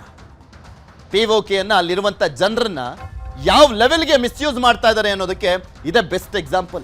ಬರೀ ಉಗ್ರರ ಕ್ಯಾಂಪ್ಗಳನ್ನು ಮಾಡ್ಕೊಂಡ್ಬಿಟ್ಟಿದ್ದಾರೆ. ಅಟ್ಯಾಕ್ ನಂಬರ್ 5 ನಾವು ನಿಮಗೆ ತೋರಿಸ್ತಾ ಇರೋದು ಎಲ್ಲ ಅಟ್ಯಾಕ್ ಆಗಿದ್ದು ಅಂತ. ನಾ ಅಟ್ಯಾಕ್ ನಂಬರ್ 6 ನೋಡೋಣ. ಮರ್ಕಜ್ ಸುಭಾನ್ ಅಲ್ಲಾ ಬಹವಲ್ಪುರ, ಜೈಷ್ ಎ ಮೊಹಮ್ಮದ್ ಉಗ್ರ ತಾಣ ಇದು. ಜೈಷ್ ಎ ಮೊಹಮ್ಮದ್ ಉಗ್ರ ತಾಣ. ಆ ಒಂದು ಉಗ್ರ ತಾಣದ ಮೇಲೂ ಕೂಡ ದಾಳಿಯನ್ನು ಮಾಡಲಾಗಿದೆ. ಪಾಕಿಸ್ತಾನದಲ್ಲಿರುವಂಥ ಉಗ್ರ ತಾಣ ಇದು. ನಾವು ಇದುವರೆಗೂ ತೋರಿಸಿದ್ದು ಪಿಒಕೆನಲ್ಲಿದ್ದು. ಈಗ ಪಿಒಕೆ ಹೊರತಾಗಿ ನೋಡೋದಾದ್ರೆ ಪಾಕಿಸ್ತಾನದ ನೆಲದ ಮೇಲೂ ಕೂಡ, ಅಂದರೆ ಪಿಒಕೆ ಈಗ ಪಾಕ್ ಆಕ್ಯುಪೈಡ್ ಕಾಶ್ಮೀರ್ ಇಲ್ಲ ಅಂತಲ್ಲ, ಅದನ್ನ ನಾವು ಯಾವತ್ತಿದ್ರೂ ಕೂಡ ನಮ್ದು ಅಂತಾನೆ ಹೇಳ್ತಾ ಇದ್ವಿ. ಹಾಗೆ ಪಾಕಿಸ್ತಾನದ ಮೇಲೂ ಕೂಡ ಅಟ್ಯಾಕ್ ಆಯ್ತಲ್ಲ, ಜೈಷ್ ಎ ಮೊಹಮ್ಮದ್ ಉಗ್ರ ತಾಣದ ಮೇಲೆ ಅಟ್ಯಾಕ್ ಅನ್ನ ಮಾಡಲಾಗಿರುವಂಥದ್ದು. ಅಲ್ಲಿ ಉಗ್ರ ತಾಣಗಳಿತ್ತು, ಜೈಷ್ ಎ ಮೊಹಮ್ಮದ್ ಸಂಘಟನೆಗೆ ಸೇರಿದಂಥದ್ದು. ಆ ಒಂದು ಉಗ್ರ ತಾಣದ ಮೇಲೆ ದಾಳಿಯನ್ನ ಮಾಡಲಾಯಿತು. ಅದರ ದೂರ ಎಷ್ಟಪ್ಪ ಅಂದ್ರೆ ಅಂತಾರಾಷ್ಟ್ರೀಯ ಗಡಿಯಿಂದ 100 ಕಿಲೋಮೀಟರ್ ದೂರ ಇತ್ತು. ಅಂತಾರಾಷ್ಟ್ರೀಯ ಗಡಿಯಿಂದ LOC ಬೇರೆ, ಅಂತಾರಾಷ್ಟ್ರೀಯ ಗಡಿ ಬೇರೆ. LOC ನಾವೇ ಹಾಕೊಂಡಿರುವಂಥದ್ದು, ಅಂತಾರಾಷ್ಟ್ರೀಯ ಗಡಿ ಅವಾಗಿಂದ ನಿರ್ಧಾರ ಆಗಿರುವಂಥದ್ದು. ಇದನ್ನು ಯಾವಾಗ ಬೇಕಾದರೂ ಬ್ರೇಕ್ ಮಾಡ್ಬೋದು ನಾವು ದಾಳಿಯನ್ನು ಮಾಡಿ ವಶಪಡಿಸ್ಕೊಂಡಂಥ ಸಂದರ್ಭದಲ್ಲಿ. ಸೊ ಹೀಗಾಗಿ LOC ಅಲ್ಲ, ಇಲ್ಲಿ ಅಂತಾರಾಷ್ಟ್ರೀಯ ಗಡಿಯಲ್ಲಿ ದಾಳಿಯನ್ನು ಮಾಡಲಾಗಿದ್ದು. ಅಂತಾರಾಷ್ಟ್ರೀಯ ಗಡಿ ಅಂದರೆ 4 ರಾಜ್ಯ ಬರುತ್ತೆ. ಪಾಕಿಸ್ತಾನ ನಮ್ಮ ದೇಶದ 4 ರಾಜ್ಯಗಳಿಗೆ ಗಡಿಯನ್ನು ಹೊಂದ್ಕೊಂಡಿರುವಂಥದ್ದು. ಒಂದು ಗುಜರಾತ್, ಪಂಜಾಬ್, ಪಾಕಿಸ್ತಾನ ಮತ್ತೆ ಜಮ್ಮು ಕಾಶ್ಮೀರ. ಈ 4 ರಾಜ್ಯಗಳಿಗೆ ಹೊಂದ್ಕೊಂಡಿರುವಂಥ ಎಲ್ಲ ಜಾಗದಿಂದಲೂ ಕೂಡ ಭಾರತ ಅಟ್ಯಾಕ್ ಮಾಡಿದೆ. ಬರೀ ಒಂದೇ ಒಂದು ಕಡೆ ಅಲ್ಲ, ಕಾಶ್ಮೀರದಲ್ಲಿ ಮಾತ್ರ ಇಟ್ಕೊಂಡು ದಾಳಿಯನ್ನು ಮಾಡಿರುವಂಥದ್ದಲ್ಲ, ಎಲ್ಲ ಕಡೆಯಿಂದಲೂ ಕೂಡ ಅಟ್ಯಾಕ್ ಮಾಡಲಾಗಿರುವಂಥದ್ದು. ಎಲ್ಲೆಲ್ಲಿ ಉಗ್ರ ತಾಣಗಳಿದ್ವು ಅಲ್ಲೆಲ್ಲ ಕಡೆನೂ ಕೂಡ ದಾಳಿಯನ್ನು ಮಾಡಲಾಗಿದೆ. ಮರ್ಕಜ್ ಸುಭಾನ್ ಅಲ್ಲಾ ಬಹವಲ್ಪುರ, ಇದು ಅಟ್ಯಾಕ್ ನಂಬರ್ 6 ನಾವು ತೋರಿಸ್ತಾ ಇರುವಂಥದ್ದು. ಪಾಕಿಸ್ತಾನದಲ್ಲಿ ಇರುವಂಥ ಉಗ್ರ ಕ್ಯಾಂಪ್ 100 ಕಿಲೋಮೀಟರ್ ದೂರದಲ್ಲಿದೆ. 100 ಕಿಲೋಮೀಟರ್ ದೂರದಲ್ಲಿರುವಂಥ ಸಂದರ್ಭದಲ್ಲೂ ಕೂಡ ದಾಳಿಯನ್ನ ಮಾಡಲಾಗಿದೆ. ಏರ್ಫೋರ್ಸ್ ಮುಖಾಂತರ ದಾಳಿಯನ್ನ ಮಾಡಲಾಗಿರುವಂಥದ್ದು. ಅಟ್ಯಾಕ್ ನಂಬರ್ 7 ನೋಡೋಣ ಈಗ. ಮರ್ಕಜ್ ತೈಬಾ ಮುರಿತ್ಕೆ ಅದು ಲಷ್ಕರ್ ಎ ತೊಯ್ಬಾ ಉಗ್ರ ತಾಣ. ಅಲ್ಲಿ LETಯ ಉಗ್ರ ಕ್ಯಾಂಪ್ ಇತ್ತು, ಅಲ್ಲೂ ಕೂಡ ದಾಳಿಯನ್ನ ಮಾಡಲಾಗಿರುವಂಥದ್ದು. ಪಾಕಿಸ್ತಾನದಲ್ಲಿರುವಂಥ ಉಗ್ರರ ತಾಣ ಅದು. ಪಾಕ್ನಲ್ಲಿ ನಾವು ಪಿಒಕೆ ತೋರಿಸಿದ್ವಿ, ಈಗ ಪಾಕಿಸ್ತಾನ ಮೇಲೂ ಕೂಡ ದಾಳಿ ಆಗಿತ್ತಲ್ಲ ಅದನ್ನ ತೋರಿಸ್ತಾ ಇದ್ವಿ. ಅಂತಾರಾಷ್ಟ್ರೀಯ ಗಡಿಯಿಂದ 25 ಕಿಲೋಮೀಟರ್ ಮಾತ್ರ ದೂರದಲ್ಲಿ ಇದ್ದಂಥ ಉಗ್ರ ಕ್ಯಾಂಪ್ ಇದು. ಜಸ್ಟ್ 25 ಕಿಲೋಮೀಟರ್ಸ್ ಅಷ್ಟೇ ದೂರ ಇದ್ದಿದ್ದು. ಅದನ್ನು ಕೂಡ ಕ್ರೆಡಿಬಲ್ ಇನ್ಫಾರ್ಮೇಶನ್ ಅನ್ನ ಇಟ್ಕೊಂಡು ಭಾರತ ದಾಳಿ ಮಾಡಿದ್ದು. ಉಗ್ರ ನೆಲೆಗಳನ್ನು ಧ್ವಂಸ ಮಾಡಬೇಕು ಅನ್ನುವಂಥ ನಿಟ್ಟಿನಲ್ಲಿ ಪದೇ ಪದೇ ಯಾಕೆ ಉಗ್ರ ನೆಲೆಗಳನ್ನು ಮಾತ್ರ ಧ್ವಂಸ ಮಾಡಲಾಗಿದೆ, ಅಲ್ಲಿನ ಸಿವಿಲಿಯನ್ಸ್ನ ಮುಟ್ಟಿಲ್ಲ, ಮಿಲಿಟರಿಯನ್ನ ಮುಟ್ಟಿಲ್ಲ ಅನ್ನುವಂಥ ಮೆಸೇಜನ್ನು ಪಾಸ್ ಮಾಡ್ತಾ ಇದೆ ಯಾಕೆ ಅಂತ ನಾನು ಆರಂಭದಲ್ಲಿ ಹೇಳ್ತಾ ಇದ್ದೆ. ಬಿಕಾಸ್ ಈಗ ನೀವೇನಾದರೂ ನಮ್ಮನ್ನು ಮುಟ್ಟಕ್ಕೆ ಬಂದರೆ, ನಮ್ಮ ನಾಗರಿಕರಿಗೆ ತೊಂದರೆ ಕೊಟ್ಟರೆ, ನಮ್ಮ ನಾಗರಿಕರ ಮೇಲೆ ಅಟ್ಯಾಕ್ ಆದರೆ, ನಮ್ಮ ಮಿಲಿಟರಿ ಮೇಲೆ ಅಟ್ಯಾಕ್ ಆದರೆ ಅದರ ಪರಿಣಾಮ ಹೆಂಗಿರುತ್ತೆ ಅನ್ನುವಂಥದ್ದನ್ನು ತೋರಿಸ್ಬೇಕಾಗತ್ತೆ ಅನ್ನುವಂಥ ಎಚ್ಚರಿಕೆಯ ಸಂದೇಶ ಅದು. ಅದಕ್ಕೋಸ್ಕರನೇ ಪದೇ ಪದೇ ಒತ್ತಿ ಹೇಳಿದ್ದು ರಕ್ಷಣೆ ಇಲಾಖೆಯವರು, ನಾವು ಸಿವಿಲಿಯನ್ನ ಮುಟ್ಟಿಲ್ಲ ಮತ್ತೆ ಆರ್ಮಿಯವ್ರನ್ನ ಮುಟ್ಟಿಲ್ಲ ಅಂತ. ಅಟ್ಯಾಕ್ ನಂಬರ್ 7 ತೋರಿಸ್ತಾ ಇದ್ವಿ, ಲಷ್ಕರ್ ಎ ತೊಯ್ಬಾ ಸಂಘಟನೆ ಉಗ್ರ ಕ್ಯಾಂಪ್ ಮೇಲೆ ದಾಳಿಯನ್ನು ಮಾಡಿದ್ದು. ಇನ್ನು ಅಟ್ಯಾಕ್ ನಂಬರ್ 8 ನೋಡೋಣ. ಸರ್ಜಲ್ ಕ್ಯಾಂಪ್ ಅಲ್ಲಿ ಕೂಡ ಇದ್ದಂಥ ಉಗ್ರ ತಾಣದ ಮೇಲೆ ದಾಳಿಯನ್ನು ಮಾಡಲಾಯಿತು. ಇದು ಜೈಷ್ ಎ ಮೊಹಮ್ಮದ್ ಉಗ್ರರ ತಾಣ, ಪಾಕಿಸ್ತಾನದಲ್ಲಿರುವಂಥ ಉಗ್ರರ ತಾಣ ಇದು. ಅದು ಎಷ್ಟು ಕಿಲೋಮೀಟರ್ ದೂರದಲ್ಲಿತ್ತು?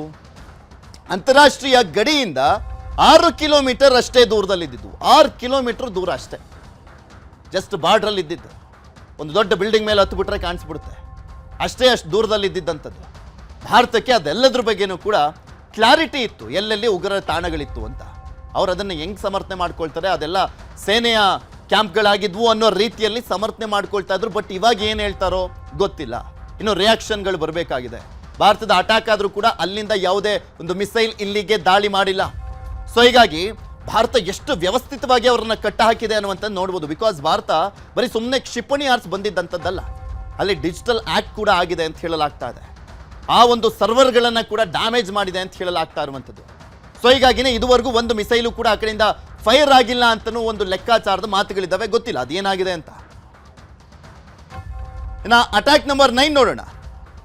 ಮೆಹಮೂನಾ ಜೋಯಾ ಕ್ಯಾಂಪ್, ಸಿಯಾಲ್ಕೋಟ್, ಹಿಜ್ಬುಲ್ ಮುಜಾಹಿದ್ದೀನ್ ಉಗ್ರರ ತಾಣ. ಹಿಜ್ಬುಲ್ ಮುಜಾಹಿದ್ದೀನ್ ಇಲ್ಲಿ 3 ಉಗ್ರ ಸಂಘಟನೆಗೆ ಸಂಬಂಧಪಟ್ಟಂತು. ಜೈಷ್ ಎ ಮೊಹಮ್ಮದ್, ಲಷ್ಕರ್ ಎ ತೊಯ್ಬಾ, ಹಿಜ್ಬುಲ್ ಮುಜಾಹಿದ್ದೀನ್, ಈ 3 ಉಗ್ರ ಸಂಘಟನೆಗೆ ಸಂಬಂಧಪಟ್ಟಂತ ಉಗ್ರ ತಾಣಗಳನ್ನು ಧ್ವಂಸ ಮಾಡಲಾಗಿರೋದು. ಅಂತಾರಾಷ್ಟ್ರೀಯ ಗಡಿಯಲ್ಲೇ ಇರುವಂಥದ್ದು, ಅಂತಾರಾಷ್ಟ್ರೀಯ ಗಡಿ ಪಕ್ಕದಲ್ಲೇ ಇರುವಂಥ ಒಂದು ಕ್ಯಾಂಪ್ ಅದು. ಹಾಗೆ ಇನ್ ಡೀಟೇಲ್ ಆಗಿ ಅವಾಗಲೇ ಅವ್ರು ತೋರಿಸ್ತಾ ಇದ್ರು, ರಕ್ಷಣಾ ಇಲಾಖೆಯವರು, ಯಾವ್ಯಾವ ಪ್ಲೇಸು, ಎಷ್ಟೆಷ್ಟು ದೂರ, ಎಷ್ಟು ಹಾನಿಯಾಗಿದೆ, ಅದರ ಪರಿಣಾಮ ಏನು, ಯಾವ ಪ್ಲೇಸಲ್ಲಿ ನಾವು ದಾಳಿ ಮಾಡಿದ್ದೀವಿ, ಎಷ್ಟು ಅಕ್ಯುರೇಟ್ ಆಗಿ ದಾಳಿಯನ್ನು ಮಾಡಿದ್ದೀವಿ, ಯಾವ ಟೈಮಲ್ಲಿ ದಾಳಿ ಮಾಡಿದ್ವಿ, ನಮ್ಮ ಟಾರ್ಗೆಟ್ ಯಾವ ರೀತಿಯಾಗಿ ರೀಚ್ ಆಗಿದೆ, ಅದು ಎಷ್ಟು ಪರ್ಫೆಕ್ಟ್ ಆಗಿ ಅದನ್ನು ಎಕ್ಸ್ಪ್ಲೈನ್ ಮಾಡ್ತಾ ಇದ್ರು. ನೀವು ಕೂಡ ನೋಡ್ತಾ ಇದ್ರೆ ಅಷ್ಟು ಇಂಪ್ರೂವೈಸೇಷನ್ ಆಗಿರುವಂಥದ್ದು ಭಾರತೀಯ ಸೇನೆ, ಟೆಕ್ನಾಲಜಿ ವೈಸ್ ಕೂಡ ಅಷ್ಟೇ. ಬಿಕಾಸ್ ಈಗ ಏನೇ ವಾರ ಆದರೂ ಕೂಡ ಟೆಕ್ನಾಲಜಿ ವಾರ್ ಇದ್ದಂತೆ ಅದು. ಯೋಧರು ನಡುವೆ ಆಗುವಂಥ ವಾರ್ ಬೇರೆ, ಆದರೆ ಟೆಕ್ನಾಲಜಿಕಲಿ ಎಷ್ಟು ಇಂಪಾರ್ಟೆಂಟ್, ಎಷ್ಟು ಮುಂದುವರೆದಿದ್ದೀವಿ ಅನ್ನುವಂಥದ್ದಕ್ಕೂ ಕೂಡ ಅದೊಂದು ಸ್ಪಷ್ಟ ಸಂದೇಶ. ಅಂತಾರಾಷ್ಟ್ರೀಯ ಗಡಿಯಿಂದ 18 ಕಿಲೋಮೀಟರ್ ಅಷ್ಟೇ ದೂರದಲ್ಲಿದ್ದಂಥದ್ದು ಮೆಹಮೂನಾ ಜೋಯಾ ಕ್ಯಾಂಪ್, ಸಿಯಾಲ್ಕೋಟಲ್ಲಿ ಏನು ದಾಳಿಯನ್ನು ಮಾಡಲಾಗಿದೆ ಅದು ಜಸ್ಟ್ 18 ಕಿಲೋಮೀಟರ್ ಅಷ್ಟೇ ದೂರ. ಹಿಜ್ಬುಲ್ ಮುಜಾಹಿದ್ದೀನ್ ಉಗ್ರರ ತಾಣ ಆಗಿದ್ದಂಥದ್ದು ಅದು. ಈ ರೀತಿಯಾಗಿ 9 ಉಗ್ರರ ಬೇಸ್ಗಳ ಮೇಲೆ, ಟೆರರ್ ಬೇಸ್ಗಳ ಮೇಲೆ ದಾಳಿಯನ್ನು ಮಾಡಲಾಗಿತ್ತು. ಅಲ್ಲಿಂದ ಆ ಉಗ್ರರನ್ನ ಶಿಫ್ಟ್ ಮಾಡಲಾಗಿತ್ತ, ಅಲ್ಲಿರುವಂಥ ಉಗ್ರರು ಎಷ್ಟು ಜನ ಸಾವನ್ನಪ್ಪಿದ್ರು, ಅದ್ರ ಬಗ್ಗೆ ಇನ್ನಷ್ಟು ಡೀಟೇಲ್ಸ್ಗಳು ಬರಬೇಕಾಗಿದೆ. ಅದನ್ನು ಅಫಿಷಿಯಲಿ ಅಂತೂ ಪಾಕಿಸ್ತಾನ ಅಂತೂ ಹೇಳಲ್ಲ, ಬಟ್ ನೋಡೋಣ ಅದ್ರ ಬಗ್ಗೆ ಇನ್ನೂ ಏನಾದರೂ ಅಂಕಿಅಂಶಗಳು ಬರ್ತಾವ ಅಂತ. ಬಟ್ ಒಂದು ಅಂದಾಜಿನ ಪ್ರಕಾರ ಸುಮಾರು 70 ಜನ ಈ ಉಗ್ರರು ಸಾವನ್ನಪ್ಪಿದ್ದಾರೆ ಅಂತ ಹೇಳಲಾಗ್ತಾ ಇದೆ. 70ಕ್ಕೂ ಹೆಚ್ಚಿರ್ಬೋದು ಅಥವಾ ಕಡಿಮೆನೂ ಇರ್ಬೋದು, ಗೊತ್ತಿಲ್ಲ. ಆದರೆ ಆ ಇನ್ಫ್ರಾಸ್ಟ್ರಕ್ಚರ್ ಇತ್ತಲ್ಲ, ಅವರಿಗೆ ಅವ್ರು ಯೂಸ್ ಮಾಡ್ತಾ ಇದ್ದಂಥ ಇನ್ಫ್ರಾಸ್ಟ್ರಕ್ಚರ್, ಅಲ್ಲಿದ್ದಂಥ ವೆಪನ್ಸ್ಗಳಾಗಿರ್ಬೋದು, ಅವೆಲ್ಲವೂ ಕೂಡ ಧ್ವಂಸ ಆಗಿದೆ. ಉಗ್ರರು ಎಷ್ಟೆಷ್ಟು ಜನ ಇದ್ರು, ಒಂದೊಂದು ಕ್ಯಾಂಪಲ್ಲೂ ಕೂಡ ಮಿನಿಮಮ್ ಅಂದರೂ 50ರಿಂದ 100ಕ್ಕೂ ಹೆಚ್ಚು ಜನರಿಗೆ ಟ್ರೈನಿಂಗ್ ಕೊಡಲಾಗ್ತಾ ಇತ್ತು ಅಂತ ಹೇಳಲಾಗ್ತಾ ಇದೆ. ಆದರೆ ಅಲ್ಲಿದ್ರ ಈ ಟೈಮ್ನಲ್ಲಿ ಗೊತ್ತಿಲ್ಲ. ಬಿಕಾಸ್ ಯಾವಾಗ ಭಾರತ ರಾಜತಾಂತ್ರಿಕವಾಗಿ ದಿಗ್ಬಂಧನವನ್ನು ಹಾಕಲಿಕ್ಕೆ ಶುರು ಮಾಡ್ತೋ ಆ ಸಂದರ್ಭದಿಂದಲೂ ಕೂಡ ಇವರು ಉಗ್ರ ಕ್ಯಾಂಪ್ಗಳನ್ನು ಶಿಫ್ಟ್ ಮಾಡುವಂಥ ಕೆಲಸವನ್ನು ಮಾಡಿದ್ರು ಅಂತ ಹೇಳಲಾಗ್ತಾ ಇರುವಂಥದ್ದು. ಇದ್ರ ಬಗ್ಗೆ ಇನ್ನಷ್ಟೇ ಗೊತ್ತಾಗಬೇಕಾಗಿದೆ. ಇನ್ನು ಭಾರತ ಇಷ್ಟಕ್ಕೆ ನಿಲ್ಲಿಸುತ್ತಾ, ಈ ದಾಳಿಯನ್ನು ಇಷ್ಟಕ್ಕೆ ನಿಲ್ಲಿಸುತ್ತಾ ಗೊತ್ತಿಲ್ಲ. ಯಾಕೆಂದರೆ ಭಾರತ ಎಲ್ಲದಕ್ಕೂ ಕೂಡ ತಯಾರಾಗಿ ನಿಂತಿದೆ. ಯಾವ ರೀತಿಯಾಗಿ ನೆಕ್ಸ್ಟ್ ಪಾಕಿಸ್ತಾನ ನಿರ್ಧಾರ ಮಾಡುತ್ತೆ ಕಾದು ನೋಡಬೇಕು. ಇನ್ನು ಭಾರತೀಯರ ಕಣ್ಣೀರನ್ನ ಹಾಕಿಸಿದವನ ಕುಟುಂಬವನ್ನು ಕೂಡ ಖಲಾಸ್ ಮಾಡಲಾಗಿದೆ. ಭಾರತೀಯ ಮಹಿಳೆಯರ ಕುಟುಂಬಗಳನ್ನು, ಕಣ್ಣೀರು ಹಾಕಿಸಿದವನ ಕುಟುಂಬವನ್ನು ಕೂಡ ಖಲಾಸ್ ಮಾಡಲಾಗಿದೆ. ಮುಗ್ಧ ಕುಟುಂಬಸ್ಥರ ಕಣ್ಣೀರು ಹಾಕಿಸಿದ್ದವನ ಕುಟುಂಬ ನಾಶ ಆಗಿದೆ. ಜೈಷ್ ಎ ಮೊಹಮ್ಮದ್ ಮುಖ್ಯಸ್ಥ ಮಸೂದ್ ಅಜಾರ್ ಕುಟುಂಬ ಮಟಾಶ್ ಆಗಿರುವಂಥದ್ದು. ಉಗ್ರ ಮಸೂದ್ ಅಜಾರ್ ಕುಟುಂಬದ 10 ಜನ ಸಾವನ್ನಪ್ಪಿದ್ದಾರೆ. ಅವನೇ ಒಪ್ಕೊಂಡಿದ್ದಾನೆ, ಭಾರತ ದಾಳಿ ಮಾಡ್ತಲ್ಲ, ನನ್ನ ಕುಟುಂಬ ಸಾವನ್ನಪ್ಪಿದೆ, 10 ಜನ ಸಾವನ್ನಪ್ಪಿದ್ದಾರೆ ಅಂತ. ಈ ಉಗ್ರ ಮಸೂದ್ ಇದನ್ನಲ್ಲ, 1-2 ಇವನು ಭಾಗಿಯಾಗಿದ್ದಂಥದ್ದು, ಈತನ ಕೈವಾಡ ಇರುವಂಥದ್ದು. ಆಲ್ಮೋಸ್ಟ್ ಭಾರತದಲ್ಲಿ ಆಗಿದ್ದಂಥ ಎಲ್ಲ ಉಗ್ರ ಚಟುವಟಿಕೆಗಳಲ್ಲೂ, ಉಗ್ರ ದಾಳಿಗಳಲ್ಲೂ ಕೂಡ ಈ ಮಸೂದ್ ಅಜಾರ್ನ ಕೈವಾಡ ಇದೆ, ಆತನ ಕೈವಾಡ ಇದೆ. ಮೋಸ್ಟ್ ವಾಂಟೆಡ್ ಟೆರರಿಸ್ಟ್ ಇವನು, ಭಾರತದ ಮೋಸ್ಟ್ ವಾಂಟೆಡ್ ಟೆರರಿಸ್ಟ್. ಆತನ ಕುಟುಂಬವನ್ನು ಖಲಾಸ್ ಮಾಡಲಾಗಿದೆ. ಮಸೂದ್ ಅಜಾರ್ ಮಗಳು ಮತ್ತು ಅಳಿಯ ಮಾವ ಖಲಾಸ್ ಆಗಿರುವಂಥದ್ದು. ಆದರೆ ಆತನಿಗೆ ಅದೇನಾದರೂ ಫೀಲ್ ಆಗುತ್ತಾ ಗೊತ್ತಿಲ್ಲ. ಉಗ್ರ ಮನಸ್ಥಿತಿಯವರಿಗೆ ತಮ್ಮ ಮನೆಯವ್ರ ಸತ್ರು ಕೂಡ ಏನಾದರೂ ಫೀಲ್ ಆಗುತ್ತಾ, ಆ ಭಾವನೆಗಳಿರ್ತಾವ ಗೊತ್ತಿಲ್ಲ. ಅದು ಬಹವಲ್ಪುರದ ಮರ್ಕಾಜ್ ಸುಬಾನ್ ಅಲ್ಲಾ ಮೇಲೆ ದಾಳಿಯನ್ನು ಮಾಡಿದಂಥ ಸಂದರ್ಭದಲ್ಲಿ ಜೈಷ್ ಎ ಮೊಹಮ್ಮದ್ ಉಗ್ರರ ತಾಣದ ಮೇಲೆ ದಾಳಿಯನ್ನು ಮಾಡಲಾಗಿತ್ತಲ್ಲ, ದಾಳಿಯಲ್ಲಿ ಮೃತಪಟ್ಟಿರುವಂಥದ್ದು ಮಸೂದ್ ಅಜಾರ್ ಕುಟುಂಬ. ನೀವು ಬರೀ ಆ ಕುಟುಂಬ ಸಾವನ್ನಪ್ಪಿರುವಂಥದ್ದು ನೋಡಬೇಡಿ, ಅಲ್ಲಿ ಲೆಕ್ಕ ಹಾಕ್ಕೊಳ್ಳಿ ಯಾವ ಲೆವೆಲ್ಗೆ ಟಾರ್ಗೆಟ್ ಮಾಡಿತ್ತು ಭಾರತ ಅಂತ, ಯಾವ ಲೆವೆಲ್ಗೆ ಕ್ರೆಡಿಬಲ್ ಇನ್ಫಾರ್ಮೇಷನ್ ಇತ್ತು ಅಂತ. ಬಿಕಾಸ್ ಅಲ್ಲೇ ಇದ್ರು ಇವ್ರ ಕುಟುಂಬದವರು ಅನ್ನುವಂಥದ್ದನ್ನು ಲೆಕ್ಕ ಹಾಕ್ಕೊಂಡು ದಾಳಿ ಮಾಡಿರುವಂಥದ್ದು. ಅದೆಷ್ಟು ಟೆಕ್ನಾಲಜಿ ಮುಂದುವರೆದಿದೆ ಅನ್ನುವಂಥದ್ದಕ್ಕೂ ಕೂಡ ಒಂದು ಬೆಸ್ಟ್ ಎಕ್ಸಾಂಪಲ್ ಅದು.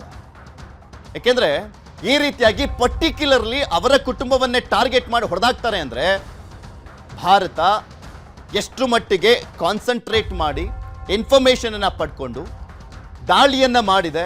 ಬೆಸ್ಟ್ ಎಕ್ಸಾಂಪಲ್ ಇದು. ಸುಮ್ಮನೆ ಯಾವುದೋ ಉಗ್ರ ಕ್ಯಾಂಪ್ ಅಂತ ದಾಳಿ ಮಾಡಿರುವಂಥದ್ದಲ್ಲ, ಪಕ್ಕಾ ಮಾಹಿತಿಯನ್ನು ಪಡ್ಕೊಂಡು ದಾಳಿಯನ್ನು ಮಾಡಿರುವಂಥದ್ದು. ಕಿರಾತಕರ ಕುಟುಂಬ ಕಲ್ಲಾಸಾಗಿದೆ. ಆದರೆ ಇವನು ಸತ್ತಿಲ್ಲ, ಇವನು ಸಾಯ್ಬೇಕಾಗಿತ್ತು, ಉಗ್ರ ಸಾಯ್ಬೇಕಾಗಿತ್ತು. ಅಟ್ಲೀಸ್ಟ್ ಈಗ 10 ಜನ ಸತ್ತಿದಾರಲ್ಲ ಇವ್ರ ಕುಟುಂಬದವರು, ಅದನ್ನ ನೋಡಿ ನರಳಿ ಆದರೂ ಸಾಯ್ಬೇಕು ಇವನು. ಒಬ್ಬರ ಸಾವನ್ನ ಬಯಸಬಾರ್ದು ಯಾವತ್ತಿದ್ರೂ ಕೂಡ, ಆದರೆ ಇಂಥ ಉಗ್ರರ ಸಾವನ್ನ ಎಕ್ಸ್ಪೆಕ್ಟ್ ಮಾಡಲೇಬೇಕಾಗತ್ತೆ. ಯಾಕೆಂದ್ರೆ ನರ ರಾಕ್ಷಸರು ಇವರು. ಮಾನವೀಯತೆ, ಮನುಷ್ಯತ್ವ ಅಂತ ಸತ್ತೋಗಿರುವಂಥ ಮನುಷ್ಯರು ಇವರು. ಮನುಷ್ಯರು ಆಗ್ಲಿಕ್ಕೆ ಲಾಯಕ್ಕಿಲ್ಲದೆ ಅಂತವರು. ಸೊ ಹೀಗಾಗಿ ಇವರ ಸಾವನ್ನ ಎಕ್ಸ್ಪೆಕ್ಟ್ ಮಾಡಬೇಕಾಗತ್ತೆ. ಯಾಕೆಂದ್ರೆ ಇಂಥವ್ರು ಬದುಕಿದ್ರೆ ಇನ್ನೆಷ್ಟು ಜನ ಸಾಯ್ತಾರೋ ಏನೋ ಅಮಾಯಕರು. ಆ ಕಾರಣಕ್ಕೋಸ್ಕರ ಈತನ ಸಾವನ್ನ ಎಕ್ಸ್ಪೆಕ್ಟ್ ಮಾಡಬೇಕು. ಇನ್ನು ಆಪರೇಷನ್ ಸಿಂಧೂರಾಗೆ ಪತ್ರಗುಟ್ಟಿರುವಂಥದ್ದು ಪಾಕಿಸ್ತಾನ. ಮೊದಲೇ ಪತ್ರಗುಟ್ಟೋಗಿದ್ರು, ಪುಕ ಅಂತ ಇತ್ತು ಅವರಿಗೆ. ರಾಜತಾಂತ್ರಿಕವಾಗಿ ಜಲ ಯುದ್ಧ, ಡಿಜಿಟಲ್ ಯುದ್ಧ, ಅಂಚೆ ಯುದ್ಧ, ವಾಣಿಜ್ಯ ಯುದ್ಧ, ವ್ಯಾಪಾರ ಯುದ್ಧ, ಎಲ್ಲ ಯುದ್ಧಗಳನ್ನು ಕೂಡ ಸಾರ್ಬಿಟ್ಟಿತ್ತು. ಕ್ಷಿಪಣಿ ಬಾಂಬನ್ನ ಹಾಕದಲ್ಲೇ ಭಾರತ ಈಗ ಅದನ್ನು ಕೂಡ ಮಾಡಿಬಿಟ್ಟಿದೆ. ಸೊ ಹೀಗಾಗಿ ಪಾಕಿಸ್ತಾನಕ್ಕೆ ಏನು ಮಾಡಬೇಕು ಅಂತ ಗೊತ್ತಾಗ್ತಾ ಇಲ್ಲ. ಪಾಕ್ ಮೇಲೆ ದಾಳಿಗೆ ಬಳಸಿದಂಥ ವೆಪನ್ ಯಾವುದು? ಹಾಗಾದ್ರೆ ಆ ವೆಪನ್ಗಳಿದೆಯಲ್ಲ, ಬಿಕಾಸ್ ನಮ್ಮ ಗಡಿಯಲ್ಲೇ ನಿಂತ್ಕೊಂಡು ಆಡ್ತಿರುವಂಥದ್ದು. ಈ ಹಿಂದಿನ ಥರ ಏರ್ಕ್ರಾಫ್ಟಲ್ಲಿ ಹೋಗಿ ಅದ್ಯಾವುದು ಅಂತ ನೋಡಿಕೊಂಡು ಮ್ಯಾಪ್ ನೋಡಿಕೊಂಡು ಮೇಲಿಂದ ಉದುರಿಸ್ತಿರುವಂಥದ್ದಲ್ಲ ಇದು. ನಮ್ಮ ಗಡಿಯ ಒಳಗಡೆ ಎತ್ಕೊಂಡು ಆಡ್ತಿರುವಂಥ ಕ್ಷಿಪಣಿಗಳು, ಮಿಸೈಲ್ಸ್. ಆಪರೇಷನ್ ಸಿಂಧೂರಾಗೆ ಬಳಸಿದಂಥ ಅಸ್ತ್ರ ಯಾವುದು? ಪಾಕ್ ರಡಾರ್ಗೂ ಸಿಗದೆ ದಾಳಿ ನಡೆಸಿದಂಥ ಭಾರತ. ಆಪರೇಷನ್ ಸಿಂಧೂರದ ಪಿನ್ ಟು ಪಿನ್ ಡೀಟೇಲ್ಸ್ ನಿಮ್ಮ ಮುಂದೆ ಇಡ್ತಾ ಇದೀವಿ. ದಾಳಿಗೆ ಸ್ಕಾಲ್ಪ್, ASM ಹ್ಯಾಮರ್ ವೆಪನ್ ಅನ್ನ ಬಳಕೆ ಮಾಡಿಕೊಳ್ಳಲಾಗಿದೆ. ಇದನ್ನ ಬಾಲ್ಕೋಟ್ ದಾಳಿ ಆಯ್ತಲ್ಲ 2019ರಲ್ಲಿ, ಆ ಸಂದರ್ಭದಲ್ಲೂ ಕೂಡ ಬಳಸಲಾಗಿತ್ತು. ಅದ್ರ ಬಗ್ಗೆ ಡೀಟೇಲ್ಸ್ ಅನ್ನ ಕೊಡ್ತಾ ಹೋಗ್ತೀವಿ, ಸ್ಕಾಲ್ಪ್ ಮತ್ತು ಹ್ಯಾಮರ್ ಬಗ್ಗೆ. ಆಪರೇಷನ್ ಸಿಂಧೂರದ ಪಿನ್ ಟು ಪಿನ್ ಡೀಟೇಲ್ಸ್ ಬಗ್ಗೆ ನೋಡ್ತಾ ಹೋದಾದ್ರೆ, ಈ ಸ್ಕಾಲ್ಪ್ ಮತ್ತು ಹ್ಯಾಮರ್ ಯಾವ ರೀತಿಯಾಗಿ ಯೂಸ್ ಆಗಿದೆ, ಇದರ ರೇಂಜ್ ಏನು, ಕೆಪಾಸಿಟಿ ಏನು ನೋಡ್ತಾ ಹೋಗೋಣ. ಆಪರೇಷನ್ ಸಿಂಧೂರ ಸ್ಕಾಲ್ಪ್ ವೆಪನ್ ವಿಶೇಷತೆ. ರಫೇಲ್ ಜೆಟ್ಗಳಲ್ಲಿ ಸ್ಕಾಲ್ಪ್ ವೆಪನ್ ಅನ್ನ ಬಳಕೆ ಮಾಡಲಾಗಿದೆ. ರಫೇಲ್ ಜೆಟ್ ಅಂದ್ರೆ ಏರ್ಕ್ರಾಫ್ಟ್ ಇತ್ತಲ್ಲ, ಇವೆಲ್ಲ ಮಿಸೈಲ್ಗಳು ಅದ್ರ ಒಳಗಡೆ ಇರ್ತವೆ, ಪೇಲೋಡ್ಸ್ಗಳು, ಇವನ್ನ ಲಾಂಚ್ ಮಾಡಲಾಗುತ್ತೆ. ಸ್ಕಾಲ್ಪ್ ವೆಪನ್ ಸ್ಟಾರ್ಮ್ ಶಾಡೋ ಅಂತಾರೆ ಇದನ್ನ, ಸ್ಟಾರ್ಮ್ ಶಾಡೋ ಅಂತ ಕರೆಯುವಂಥದ್ದು ಸ್ಕಾಲ್ಪ್ ವೆಪನ್ ಅನ್ನ. ಇದರ ರೇಂಜು ಹಾಗೆ ಅದರ ಕೆಪಾಸಿಟಿ ನೋಡೋಣ. ವೈಮಾನಿಕ ದಾಳಿ ವೇಳೆ ಬಳಸುವಂಥ ಕ್ರೂಸ್ ಮಿಸೈಲ್ ಇದು. ವೈಮಾನಿಕ ದಾಳಿಯ ಸಂದರ್ಭದಲ್ಲಿ ಬಳಸ್ತಾರೆ ಇದನ್ನು. ಇದು ಏರ್ ಟು ಏರ್ ಮಾತ್ರ ಅಲ್ಲ, ಏರ್ ಟು ಸರ್ಫೇಸ್. ಅಂದರೆ ಏರ್ ಟು ಏರ್ ಅಂದರೆ ಗಾಳಿಯಲ್ಲಿ ಇರುವಂಥ ಸಂದರ್ಭದಲ್ಲಿ ಮಾತ್ರ ಹೊಡೆದಾಕುವಂಥದ್ದಲ್ಲ. ಆ ಒಂದು ಅಂದರೆ ಸೀದಾ ಏರಿಂದ ಹೋಗಿ ಭೂಮಿ ಮೇಲೂ ಕೂಡ ಅಟ್ಯಾಕ್ ಮಾಡುವಂಥ ಒಂದು ಕೆಪಾಸಿಟಿ ಇರುವಂಥ ಒಂದು ವೆಪನ್ಸ್ಗಳು ಇವು, ಮಿಸೈಲ್ಗಳು ಇವು. ಲಾಂಗ್ ರೇಂಜ್ ಡೀಪ್ ದಾಳಿಗೆ ಸ್ಕಾಲ್ಪನ್ನು ಬಳಕೆ ಮಾಡಲಾಗುತ್ತೆ. ಲಾಂಗ್ ರೇಂಜ್ ಡೀಪ್ ದಾಳಿ ಅಂದರೆ 100 ಕಿಲೋಮೀಟ್ರು, 200 ಕಿಲೋಮೀಟ್ರು, 400 ಕಿಲೋಮೀಟ್ರು, ಈ ರೀತಿಯಾಗಿ ದೂರ ಇರುತ್ತಲ್ಲ, ಅದಕ್ಕೆ ಇದನ್ನು ಬಳಸಲಾಗುತ್ತೆ ಸ್ಕಾಲ್ಪನ್ನು. ರಾತ್ರಿ ವೇಳೆ ಎಲ್ಲ ವಾತಾವರಣದಲ್ಲೂ ಕೂಡ ಬಳಸ್ಬೋದು. ಎಂಥದ್ದೇ ವಾತಾವರಣ ಇರಲಿ, ಎಂಥದ್ದೇ ವೆದರ್ ಇರಲಿ, ಆ ಸಂದರ್ಭದಲ್ಲಿ ಈ ಸ್ಕಾಲ್ಪನ್ನು ಬಳಸಬಹುದಾಗಿದೆ. ಅದಕ್ಕೆ ಇದನ್ನು ಯೂಸ್ ಮಾಡಿರುವಂಥದ್ದು. ಎಂಥ ಹವಾಮಾನ ವೈಪರೀತ್ಯ ಇದ್ರೂ ಕೂಡ ತನ್ನ ಟಾರ್ಗೆಟನ್ನು ರೀಚ್ ಮಾಡುತ್ತೆ ಇದು. ನೀವು ಒಂದ್ಸಲಿ ಟಾರ್ಗೆಟ್ ಫಿಕ್ಸ್ ಮಾಡಿಬಿಟ್ರೆ ಸಾಕು, ಹೋಗಿ ಹೊಡೆದಾಕ್ಬಿಡುತ್ತೆ ಅಲ್ಲಿ. ಆ ರೀತಿಯಾದಂಥ ಒಂದು ಹೈ ಟೆಕ್ನಾಲಜಿ ಇರುವಂಥ ವೆಪನ್ ಮಿಸೈಲ್ ಇದು. ರಾತ್ರಿ ವೇಳೆ ಎಲ್ಲ ವಾತಾವರಣದಲ್ಲೂ ಕೂಡ ಬಳಸಬಹುದಾದಂಥ ಒಂದು ವೆಪನ್ ಮಿಸೈಲ್ ಇದು. 450 ಕಿಲೋಮೀಟರ್ ದೂರದಿಂದಲೇ ಬಳಸಬಹುದು ಸ್ಕಾಲ್ಪನ್ನು. ಈಗ ನಮ್ಮ ಬಾರ್ಡ್ರಲ್ಲಿ ನಿಂತ್ಕೊಂಡು ಪಾಕಿಸ್ತಾನಕ್ಕೆ ಹಾಕ್ಬೋದು. ನಾವೇನು ಆವಾಗಲೇ ಹೇಳ್ತಾ ಇದ್ನಲ್ಲ ನಾನು, ಏರ್ಕ್ರಾಫ್ಟಲ್ಲಿ ಹೋಗ್ಬಿಟ್ಟು ಮೇಲಿಂದ ಉದುರಿಸುವಂಥದ್ದೇನು ಅವಶ್ಯಕತೆ ಇಲ್ಲ. ಟೆಕ್ನಾಲಜಿ ತುಂಬ ಮುಂದುವರೆದಿರುವಂಥ ಹಿನ್ನೆಲೆಯಲ್ಲಿ ನಾವು ಯಾಕೆ 4.25 ಲಕ್ಷ ಕೋಟಿ 5 ಲಕ್ಷ ಕೋಟಿ ಪ್ರತಿ ವರ್ಷನೂ ಕೂಡ ರಕ್ಷಣಾ ಇಲಾಖೆಗೆ ಇಡ್ತೀವಿ ಅಂದರೆ ಈ ಕಾರಣಕ್ಕೋಸ್ಕರನೇ. ಯಾಕೆಂದರೆ ಇದಕ್ಕೆ ಸಾವಿರಾರು ಕೋಟಿ ಕೊಟ್ಬಿಟ್ಟು ತೊಗೊಂಬಂದಿರ್ತೀವಿ ಈ ಮಿಸೈಲ್ಗಳನ್ನು. ಅದನ್ನು ಈಗ ಯೂಸ್ ಮಾಡಲಾಗಿರುವಂಥದ್ದು ಸ್ಕಾಲ್ಪನ್ನು. 450 ಕಿಲೋಮೀಟರ್ ದೂರದವರೆಗೂ ಕೂಡ ಈ ಸ್ಕಾಲ್ಪನ್ನು ಲಾಂಚ್ ಮಾಡ್ಬೋದು, ಅಲ್ಲಿ ಹೊಡೆದಾಕ್ಬೋದು. ಏರ್ ಟು ಸರ್ಫೇಸ್ ಮಿಸೈಲ್ ಅದು. ಯುರೋಪ್ನ MBDA ನಿರ್ಮಿಸಿರುವಂಥ ವೆಪನ್ ಇದು ಸ್ಕಾಲ್ಪ್. ಯುರೋಪ್ನ MBDA ನಿರ್ಮಿತ ಶಕ್ತಿಯುತ ಬಂಕರ್ಗಳನ್ನು ನುಸುಳುವಂಥ ಶಕ್ತಿ ಕೂಡ ಇದೆ. ಈಗ ಬಂಕರ್ಗಳು ಸೇಫ್ ಅಂತ ಹೇಳ್ತೀವಲ್ಲ, ನಾವೇನಾದರೂ ಟಾರ್ಗೆಟ್ ಮಾಡಿ ಇಲ್ಲೇ ಬಂಕರ್ ಇದೆ ಅಂದರೆ ಇದನ್ನು ಲಾಂಚ್ ಮಾಡಿದ್ರೆ ಅದನ್ನು ಕೂಡ ಹೊಡೆದಾಕುತ್ತೆ. ಬಲಶಾಲಿ ಶಸ್ತ್ರಾಸ್ತ್ರಗಳನ್ನು, ಶಸ್ತ್ರಾಗಾರಗಳನ್ನು ಕೂಡ ಪುಡಿ ಮಾಡುವಂಥ ಶಕ್ತಿ ಈ ಸ್ಕಾಲ್ಪ್ಗಿದೆ. ಕಳೆದ ವರ್ಷ ರಷ್ಯಾದಲ್ಲಿ ಉಕ್ರೇನ್ನಿಂದ ಸ್ಕಾಲ್ಪನ್ನು ಬಳಕೆ ಮಾಡಲಾಗಿತ್ತು. ರಷ್ಯಾ ಉಕ್ರೇನ್ ಯುದ್ಧ ನಡೀತಾ ಇದೆಯಲ್ಲ, ಈ 3.5 ವರ್ಷದಿಂದ ಈ ಸ್ಕಾಲ್ಪನ್ನು ಬಳಕೆ ಮಾಡಿತ್ತು ಉಕ್ರೇನ್. ಮೊದಲ ಬಾರಿ ರಷ್ಯಾ ಮೇಲೆ ಸ್ಕಾಲ್ಪನ್ನು ಬಳಸಿತ್ತು ಉಕ್ರೇನ್. ಮೊದಲ ಬಾರಿಗೆ ಯಾವಾಗ ಬಳಸಿದ್ದು ಅಂದರೆ ರಷ್ಯಾ ಮೇಲೆ ಬಳಸಿತ್ತು ಉಕ್ರೇನ್. ಸುತ್ತಲ ಪ್ರದೇಶಕ್ಕೆ ಅತಿ ಕಡಿಮೆ ಹಾನಿ ಮಾಡುವಂಥ ತಂತ್ರಜ್ಞಾನ ಇದೆ. ಯಾಕೆಂದರೆ ಇದು ಅಟ್ಯಾಕ್ ಆಯಿತು ಅಂದರೆ ದೊಡ್ಡ ಪ್ರಮಾಣದಲ್ಲಿ ಹಾನಿ ಆಗುತ್ತೆ ಅಂತಲ್ಲ. ನಾವು ಟಾರ್ಗೆಟ್ ಒಂದು ಬಿಲ್ಡಿಂಗನ್ನು ಫಿಕ್ಸ್ ಮಾಡಿದರೆ ಅದಕ್ಕೆ ಮಾತ್ರ ಟಾರ್ಗೆಟ್ ಫಿಕ್ಸ್ ಮಾಡಿಕೊಂಡು ಅದನ್ನು ಮಾತ್ರ ಧ್ವಂಸ ಮಾಡುತ್ತೆ. ಅಕ್ಕಪಕ್ಕದ ಬಿಲ್ಡಿಂಗ್ಗಳಿಗೂ ಕೂಡ ಏನೂ ಆಗೋದಿಲ್ಲ. ಅದಕ್ಕೆ ಭಾರತ ಪದೇ ಪದೇ ಹೇಳಿದ್ದು, ನಾವಿಲ್ಲಿ ಟಾರ್ಗೆಟ್ ಮಾಡಿದ್ದು ಸಿವಿಲಿಯನ್ಸ್ನಲ್ಲ, ಆರ್ಮಿನಲ್ಲ, ಉಗ್ರರ ಕ್ಯಾಂಪ್ಗಳನ್ನು. ಸೊ ಹೀಗಾಗಿ ಉಗ್ರರ ಕ್ಯಾಂಪ್ಗಳನ್ನು ಎಕ್ಸಾಕ್ಟ್ ಆಗಿ ಟಾರ್ಗೆಟ್ ಮಾಡಿ ಇವನ್ನ ಲಾಂಚ್ ಮಾಡಲಾಗಿದೆ, ಮಿಸೈಲ್ಗಳನ್ನು. ಸೊ ಸುತ್ತಲ ಪ್ರದೇಶಕ್ಕೆ ಅತಿ ಕಡಿಮೆ ಹಾನಿ ಮಾಡುವಂಥ ತಂತ್ರಜ್ಞಾನ. ಆದರೆ ಯಾವ ಪ್ರದೇಶ ಇರುತ್ತಲ್ಲ ಆ ಪ್ರದೇಶ ಮಾತ್ರ ಧ್ವಂಸ ಆಗುತ್ತೆ, ಕಂಪ್ಲೀಟ್ಲಿ ಬ್ಲಾಸ್ಟ್ ಆಗೋಗುತ್ತೆ. ಅತ್ಯಂತ ಕಡಿಮೆ ಎತ್ತರದಲ್ಲಿ ಹಾರಾಟ ಮಾಡಿ ದಾಳಿಯನ್ನು ಮಾಡುತ್ತೆ. ತುಂಬ ದೂರ ಮೇಲೋಗ್ಬಿಟ್ಟು ನಂತರ ಸರ್ಫೇಸಿಗೆ ಬರುವಂಥದ್ದಲ್ಲ, ಕಡಿಮೆ ಎತ್ತರದಲ್ಲೇ ದಾಳಿಯನ್ನು ಮಾಡಿಬಿಡುತ್ತೆ. ಕಡಿಮೆ ಎತ್ತರವಾದ್ರಿಂದ ರಡಾರ್ಗೂ ಕೂಡ ಗೊತ್ತಾಗೋದಿಲ್ಲ. ನೀವು ಅಂದ್ಕೊಳ್ತಾ ಇರ್ಬೋದು, ಈಗ ಹೈ ಅಲರ್ಟ್ನಲ್ಲಿತ್ತು ಪಾಕಿಸ್ತಾನ, ಎಲ್ಲ ರೀತಿಯಲ್ಲೂ ಕೂಡ ರೆಡಿ ಅಂತ ಹೇಳ್ತಾ ಇದ್ರು. ಎಲ್ಲ ರೆಡಿಯಲ್ಲಿ ಇದ್ದಂಥ ಸಂದರ್ಭದಲ್ಲೂ ಕೂಡ ನಮ್ಮ ಕ್ಷಿಪಣಿಗಳನ್ನು ಹೊಡೆದಾಕ್ಲಿಕ್ಕೆ ಆಗಲಿಲ್ವಾ ಪಾಕಿಸ್ತಾನಕ್ಕೆ ಅನ್ನುವಂಥ ಪ್ರಶ್ನೆಗಳು ಸಹಜವಾಗಿ ಕಾಡ್ತವೆ. ಆದರೆ ಈ ಸ್ಕಾಲ್ಪ್ ಮತ್ತು ಹ್ಯಾಮರ್ ಇದೆಯಲ್ಲ, ಅದು ಆ ರಡಾರ್ಗಳನ್ನು ಕೂಡ ಮೀರಿ, ಜಾಮರ್ಗಳನ್ನು ಕೂಡ ಯಾಮಾರಿಸಿ ಅಲ್ಲಿ ಲಾಂಚ್ ಆಗುತ್ತೆ. ಮಿಸೈಲ್ ಲಾಂಚ್ ಆದಂಥ ಸಂದರ್ಭದಲ್ಲಿ ಬ್ಲಾಸ್ಟ್ ಆಗುತ್ತೆ. ಇನ್ನು ಹ್ಯಾಮರ್ ಬಗ್ಗೆ ನೋಡ್ತಾ ಹೋಗೋಣ. ಆಪರೇಷನ್ ಸಿಂಧೂರದಲ್ಲಿ AASM ಹ್ಯಾಮರ್ ವಿಶೇಷತೆ ನೋಡ್ತಾ ಹೋದಾದ್ರೆ, ಆಪರೇಷನ್ ಸಿಂಧೂರದಲ್ಲಿ AASM ಹ್ಯಾಮರ್ ಅನ್ನು ಕೂಡ ಬಳಕೆ ಮಾಡಲಾಗಿದೆ. ಸ್ಕಾಲ್ಪ್ನ ಜೊತೆಗೆ ಆಕಾಶದಿಂದ ಭೂಮಿಗೆ ಉಡಾಯಿಸುವಂಥ AASM ಹ್ಯಾಮರ್ ಇದು. ಆಕಾಶದಿಂದ ಭೂಮಿಗೆ ಉಡಾಯಿಸಲಾಗುತ್ತೆ. ಯಾವುದೇ ವಾತಾವರಣದಲ್ಲೂ ಕೂಡ ಅಷ್ಟೇ ಹ್ಯಾಮರ್ ಕೂಡ ದಾಳಿಯನ್ನು ಮಾಡುವಂಥ ಸಾಮರ್ಥ್ಯವನ್ನು ಹೊಂದಿದೆ. ಗಾರಡಿ ಪರೀಕ್ಷೆ ಮಾಡಿತ್ತು ಭಾರತ. ಇದನ್ನು 70 ಕಿಲೋಮೀಟರ್ ದೂರದಿಂದ AASM ಹ್ಯಾಮರ್ ಅನ್ನು ಉಡಾಯಿಸಬಹುದು. ಇದನ್ನು 70 ಕಿಲೋಮೀಟರ್ ಅಂದರೆ ನಾವು ತುಂಬ POKಯಲ್ಲಿರುವಂಥ ಆ ಜಾಗದಲ್ಲಿ ಇದನ್ನು ಬೆಸ್ಟ್ ಯೂಸ್ ಮಾಡಲಿಕ್ಕೆ. ಏಕೆಂದರೆ 10 ಕಿಲೋಮೀಟ್ರು, 15 ಕಿಲೋಮೀಟ್ರು, 20 ಕಿಲೋಮೀಟ್ರು, ಒಂದು 50 ಕಿಲೋಮೀಟ್ರು ಅಲ್ಲಿವರೆಗೂ ಇದನ್ನು ಯೂಸ್ ಮಾಡಲಾಗಿದೆ. ಇನ್ನು 100 ಕಿಲೋಮೀಟರ್ಗೂ ಹೆಚ್ಚಿನ ದೂರ, ಅಂದರೆ 70 ಕಿಲೋಮೀಟರ್ಗೂ ಹೆಚ್ಚಿನ ದೂರ ಇದ್ದಂಥ ಪ್ರದೇಶಗಳಿಗೆ ಸ್ಕಾಲ್ಪನ್ನು ಬಳಕೆ ಮಾಡಲಾಗಿದೆ. ಈ ಎಲ್ಲ ಮಿಸೈಲ್ಗಳನ್ನು ಯಾವ್ಯಾವ ರೀತಿಯಾಗಿ ಉಡಾಯಿಸಲಾಯಿತು ಅನ್ನುವಂಥದ್ದನ್ನು ಗಮನಿಸ್ತಾ ಇದ್ರಿ ನೀವು. ಇದೆಲ್ಲದ್ರ ಬಗ್ಗೆ ಇನ್ನಷ್ಟು ಮಾಹಿತಿಯನ್ನು ಕೊಡ್ತಾ ಹೋಗ್ತಾರೆ ನಮ್ಮ ನ್ಯೂಸ್ ಎಡಿಟರ್ ಆಗಿರುವಂಥ ರಾಘವೇಂದ್ರ ಗುಡಿ ನಮ್ಮ ಜೊತೆ ನೇರ ಸಂಪರ್ಕದಲ್ಲಿ ಜಾಯ್ನ್ ಆಗಿದ್ದಾರೆ. ಗುಡಿ, ಅಟ್ಯಾಕ್ ಎಲ್ಲೆಲ್ಲಾಯಿತು, ಯಾವ ಟೈಮಿಂಗಲ್ಲಾಯಿತು, ಎಷ್ಟು ಹಾನಿಯಾಗಿದೆ, ಎಷ್ಟು ಜನ ಸಾವನ್ನಪ್ಪಿರಬಹುದು ಅನ್ನುವಂಥದ್ರ ಬಗ್ಗೆ ನೋಡ್ತಾ ಇದ್ವಿ. ಆದರೆ ಬಳಸಿದ್ಯಾವುದರಿಂದ, ದಾಳಿ ಮಾಡಿದ್ದು ಯಾವುದರಿಂದ ಅನ್ನುವಂಥದ್ರ ಬಗ್ಗೆ ಸಹಜ ಕುತೂಹಲ ಇದು. ಏನೇನೆಲ್ಲ ಯೂಸ್ ಮಾಡಲಾಯಿತು ಅಂತ ಅದ್ರ ಬಗ್ಗೆ ನೋಡ್ತಾ ಹೋದಾದ್ರೆ, ಪೃಥ್ವಿ, ಈಗ ಹೆಸರೇ ಸೂಚಿಸುವ ಹಾಗೆ ಹ್ಯಾಮರ್ ಅಂದರೆ ಏನು? ಸುತ್ತಿಗೆ ಏನು ಮಾಡುತ್ತೆ? ಎತ್ತಿ ಒಡೆಯುತ್ತೆ. ಅದೇ ಕೆಲಸವನ್ನು ಈ ಬಾಂಬ್ಗಳು ಕೂಡ ಮಾಡುವಂಥದ್ದು. ಪ್ರಿಸಿಷನ್ ಗೈಡೆಡ್ ಆಗಿ ಒಂದು ಅಮ್ಯುನಿಷನ್ ಇರುತ್ತೆ. ಅದರಲ್ಲಿರ್ತಕ್ಕಂಥ ಆ ಬಾಂಬ್ನ ವೇಟೇಜ್ಗಳನ್ನು ಕೂಡ ನೋಡೋದಾದ್ರೂ ಕೂಡ ನಾವು ಒಂದೊಂದು ಬಾಂಬು ಕನಿಷ್ಠ ಪಕ್ಷ 1 ರಿಂದ 2 ಟನ್ನಷ್ಟು ವೇಟೇಜ್ ಇರುವಂಥದ್ದು. ಅದನ್ನು ನೀವು ಯಾವುದೇ ಒಂದು ಬಿಲ್ಡಿಂಗ್ ಮೇಲೆ ಹಾಕಿದ್ರು ಕೂಡ ನಾವು ಈಗ ನೋಡ್ತಾ ಇದ್ದೀವಿ ಯಾವ ರೀತಿಯಾಗಿರ್ತಕ್ಕಂಥ ಹಾನಿಯನ್ನು ಆಗಿದಾವೆ ಅಲ್ಲೆಲ್ಲ. ಈ ಒಂದು ಉಗ್ರರ ಅಡುಗುದಾಣಗಳೇನಿದ್ವು ಅಥವಾ ಅವರ ಒಂದು ಟ್ರೈನಿಂಗ್ ಸೆಂಟರ್ಗಳೇನಿತ್ತು ಅಂತೇಳಿ ಅದನ್ನು ಮೇಲಿನ ಫ್ಲೋರಲ್ಲಿ ಹಾಕಿದರೆ 3-4 ಫ್ಲೋರ್ಗಳಿದ್ರು ಕೂಡ ಅದನ್ನು ಸೀಳ್ತಾ ಹೋಗಿ ಅಂಡರ್ಗ್ರೌಂಡ್ವರೆಗೂ ಕೂಡ ಹೋಗಿ ಇದು ಬ್ಲಾಸ್ಟ್ ಆಗುವಂಥದ್ದು. ಅದೇ ಕಾರಣದಿಂದಾಗಿ ಇಷ್ಟು ಅಪಾರ ಪ್ರಮಾಣದಲ್ಲಿ ಹಾನಿ ಆಗ್ತಾ ಇರುವಂಥದ್ದು. ಕೇವಲ ಅದೊಂದನ್ನೇ ಬಳಸಿದ್ದಾರೆ ಅಂದರೆ ಇಲ್ಲಿ ಸ್ಕಾಲ್ಪ್ ಮಿಸೈಲ್ಗಳನ್ನು ಕೂಡ ಬಳಸಲಾಗಿದೆ, ಇದು ಒಂದು ಹ್ಯಾಮರ್ಗಳನ್ನು ಬಳಸಲಾಗಿದೆ. ಅದೇ ರೀತಿಯಾಗಿ ನಾವು ಒಂದು ಪ್ರಿಸಿಷನ್ ಗೈಡೆಡ್ ಆಗಿರ್ತಕ್ಕಂಥ ಬಾಂಬ್ಗಳೇನಿದ್ದಾವೆ, ಅಮ್ಯುನಿಷನ್ಗಳೇನಿದ್ದಾವೆ ಅವುಗಳನ್ನು ಕೂಡ ಬಳಸಲಾಗಿದೆ. ಆಮೇಲೆ ಲಾಯ್ಟರಿಂಗ್ ಮಾನಿಟರ್ ಒಂದು ಅಮ್ಯುನಿಷನ್ಗಳನ್ನು ಕೂಡ ಬಳಸಲಾಗಿರುವಂಥದ್ದು. ಲಾಯ್ಟರಿಂಗ್ ಅಂದರೆ ಅದನ್ನು ನೀವು ಟ್ರೇಸ್ ಮಾಡೋದಕ್ಕೆ ಸಾಧ್ಯ ಆಗೋದಿಲ್ಲ, ಮೂವ್ಮೆಂಟ್ ಆಗ್ತಾ ಇರುತ್ತೆ. ಸಿಂಪಲ್ ಪದಗಳಲ್ಲಿ ಹೇಳೋದಾದ್ರೆ, ಏನೋ ಒಂದು ಅದನ್ನು ಉಡಾಯಿಸಿದ್ರೆ ಏನಾಗುತ್ತೆ, ಶತ್ರುಗಳು ಏನಾದರೂ ಹೊಡೆದು ಹಾಕಬೇಕು ಅಥವಾ ಅವರ ಬಳಿಯಲ್ಲಿ ಏನಾದರೂ ಆಂಟಿ ಒಂದು ಮಿಸೈಲ್ ಸಿಸ್ಟಮ್ಗಳು ಅಥವಾ ಬಾಂಬ್ ಸಿಸ್ಟಮ್ಗಳು ಇದ್ದಂಥ ಸಂದರ್ಭದಲ್ಲಿ ಅವುಗಳನ್ನ ಟ್ರೇಸ್ ಮಾಡಿ ಹೊಡೆದು ಹಾಕ್ಬೋದು. ಆದರೆ ಇದನ್ನು ಮಾಡೋದಕ್ಕೆ ಸಾಧ್ಯ ಆಗೋದಿಲ್ಲ. ಯಾಕಂದರೆ ಅದಕ್ಕೆ ಒಂದು ರೀತಿಯಾದಂಥ ಪ್ಯಾಟರ್ನ್ ಇರೋದಿಲ್ಲ. ಆ ಕೆಲವು ಅಮ್ಯುನಿಷನ್ಸ್ಗಳು ಹೇಗಂದರೆ ಅದಕ್ಕೆ ಇದೇ ರೀತಿಯಾಗಿ ಹೋಗುತ್ತೆ ಅಥವಾ ನೀವು ಟ್ರೇಸ್ ಮಾಡ್ಬೋದು ಅಂತಲ್ಲ, ಅದು ಹೀಗೆ ಹೋಗ್ಬೋದು, ಬಟ್ ಅಲ್ಟಿಮೇಟ್ ಆಗಿ ತನ್ನ ಗುರಿಯನ್ನು ಮುಟ್ಟುತ್ತೆ. ಆ ರೀತಿಯಾಗಿರ್ತಕ್ಕಂಥ ಒಂದಿಷ್ಟು ಸ್ಫೋಟಕಗಳನ್ನು ಇಲ್ಲಿ ಬಳಕೆ ಮಾಡಿರೋದು ಸ್ಪಷ್ಟವಾಗ್ತದೆ. ಎಲ್ಲದಕ್ಕಿಂತ ನೋಡಿ ಅಚ್ಚರಿಯಾಗಿ ಹೇಳೋದಂದ್ರೆ, ಇವರು ಹೈ ಅಲರ್ಟ್ ಇತ್ತಂತೆ ಆ ದೇಶ. ನಾವು ಭಾರತದಿಂದ ಒಂದು ಹಕ್ಕಿ ಹಾರಿ ಬಂದರೂ ನಾವು ಬಿಡೋದಿಲ್ಲ, ನಾವು ಅದನ್ನು ಹೊಡಿತೀವಿ ಅನ್ನುವಷ್ಟರ ಮಟ್ಟಿಗೆ ಅವರು ಮಾತನಾಡ್ತಾ ಇದ್ರು. ಬರೀ ಮಾತನಾಡಿದ್ದೇ ಬಂತು. ಅವರ ಬಳಿಯಲ್ಲಿದ್ದಂಥ ರೆಡಾರ್ಸ್ಗಳಿರಲಿ ಅಥವಾ ಚೈನಾ ಕೊಟ್ಟಂಥ ಬಹುತೇಕವಾಗಿ ನನಗೆ ಏನು ಅನ್ಸುತ್ತೆ, ಈ ಹಳೆ ಕಬ್ಬಣ ನಾವು ಬಟ್ಟೆಗಳೇನಿರ್ತವೆ ಅಥವಾ ಹಳೆ ಪೇಪರ್ಗಳಿರ್ತಾವಲ್ಲ ಅವನ್ನ ಹೇಗೆ ಒಂದು ನಾವು ಕಬಾಡಿಗಳು ಕೊಡ್ತೀವಿ, ಅದೇ ರೀತಿಯಾಗಿ ಚೈನಾದವರು ಪಾಕಿಸ್ತಾನದಲ್ಲಿ ಡಂಪ್ ಮಾಡಿದ್ರು ಅನ್ಸುತ್ತೆ. ಅವರು ಅದನ್ನು ಅತಿ ದೊಡ್ಡ ಮಿಸೈಲ್ಗಳು ನಾವು ಇಂಡಿಯಾನ ಇದನ್ನು ಹಿಡ್ಕೊಂಡು ಎದುರಿಸ್ಬೋದು ಅಂತ ಅನ್ಕೊಂಡು ಬಂದಿದ್ರು. ಆದರೆ ಹ್ಯಾಮರ್ ಹ್ಯಾಮರ್ ಅವ್ರ ತಲೆ ಮೇಲೆ ಎತ್ತಿ ಹೊಡಿತಲ್ಲ, ಅವಾಗ ಒಂದು ರೀತಿಯಿಂದ ಈಗ ಅವ್ರಿಗೆ ಜ್ಞಾನೋದಯ ಆದಂಗ ಅನ್ಸುತ್ತೆ.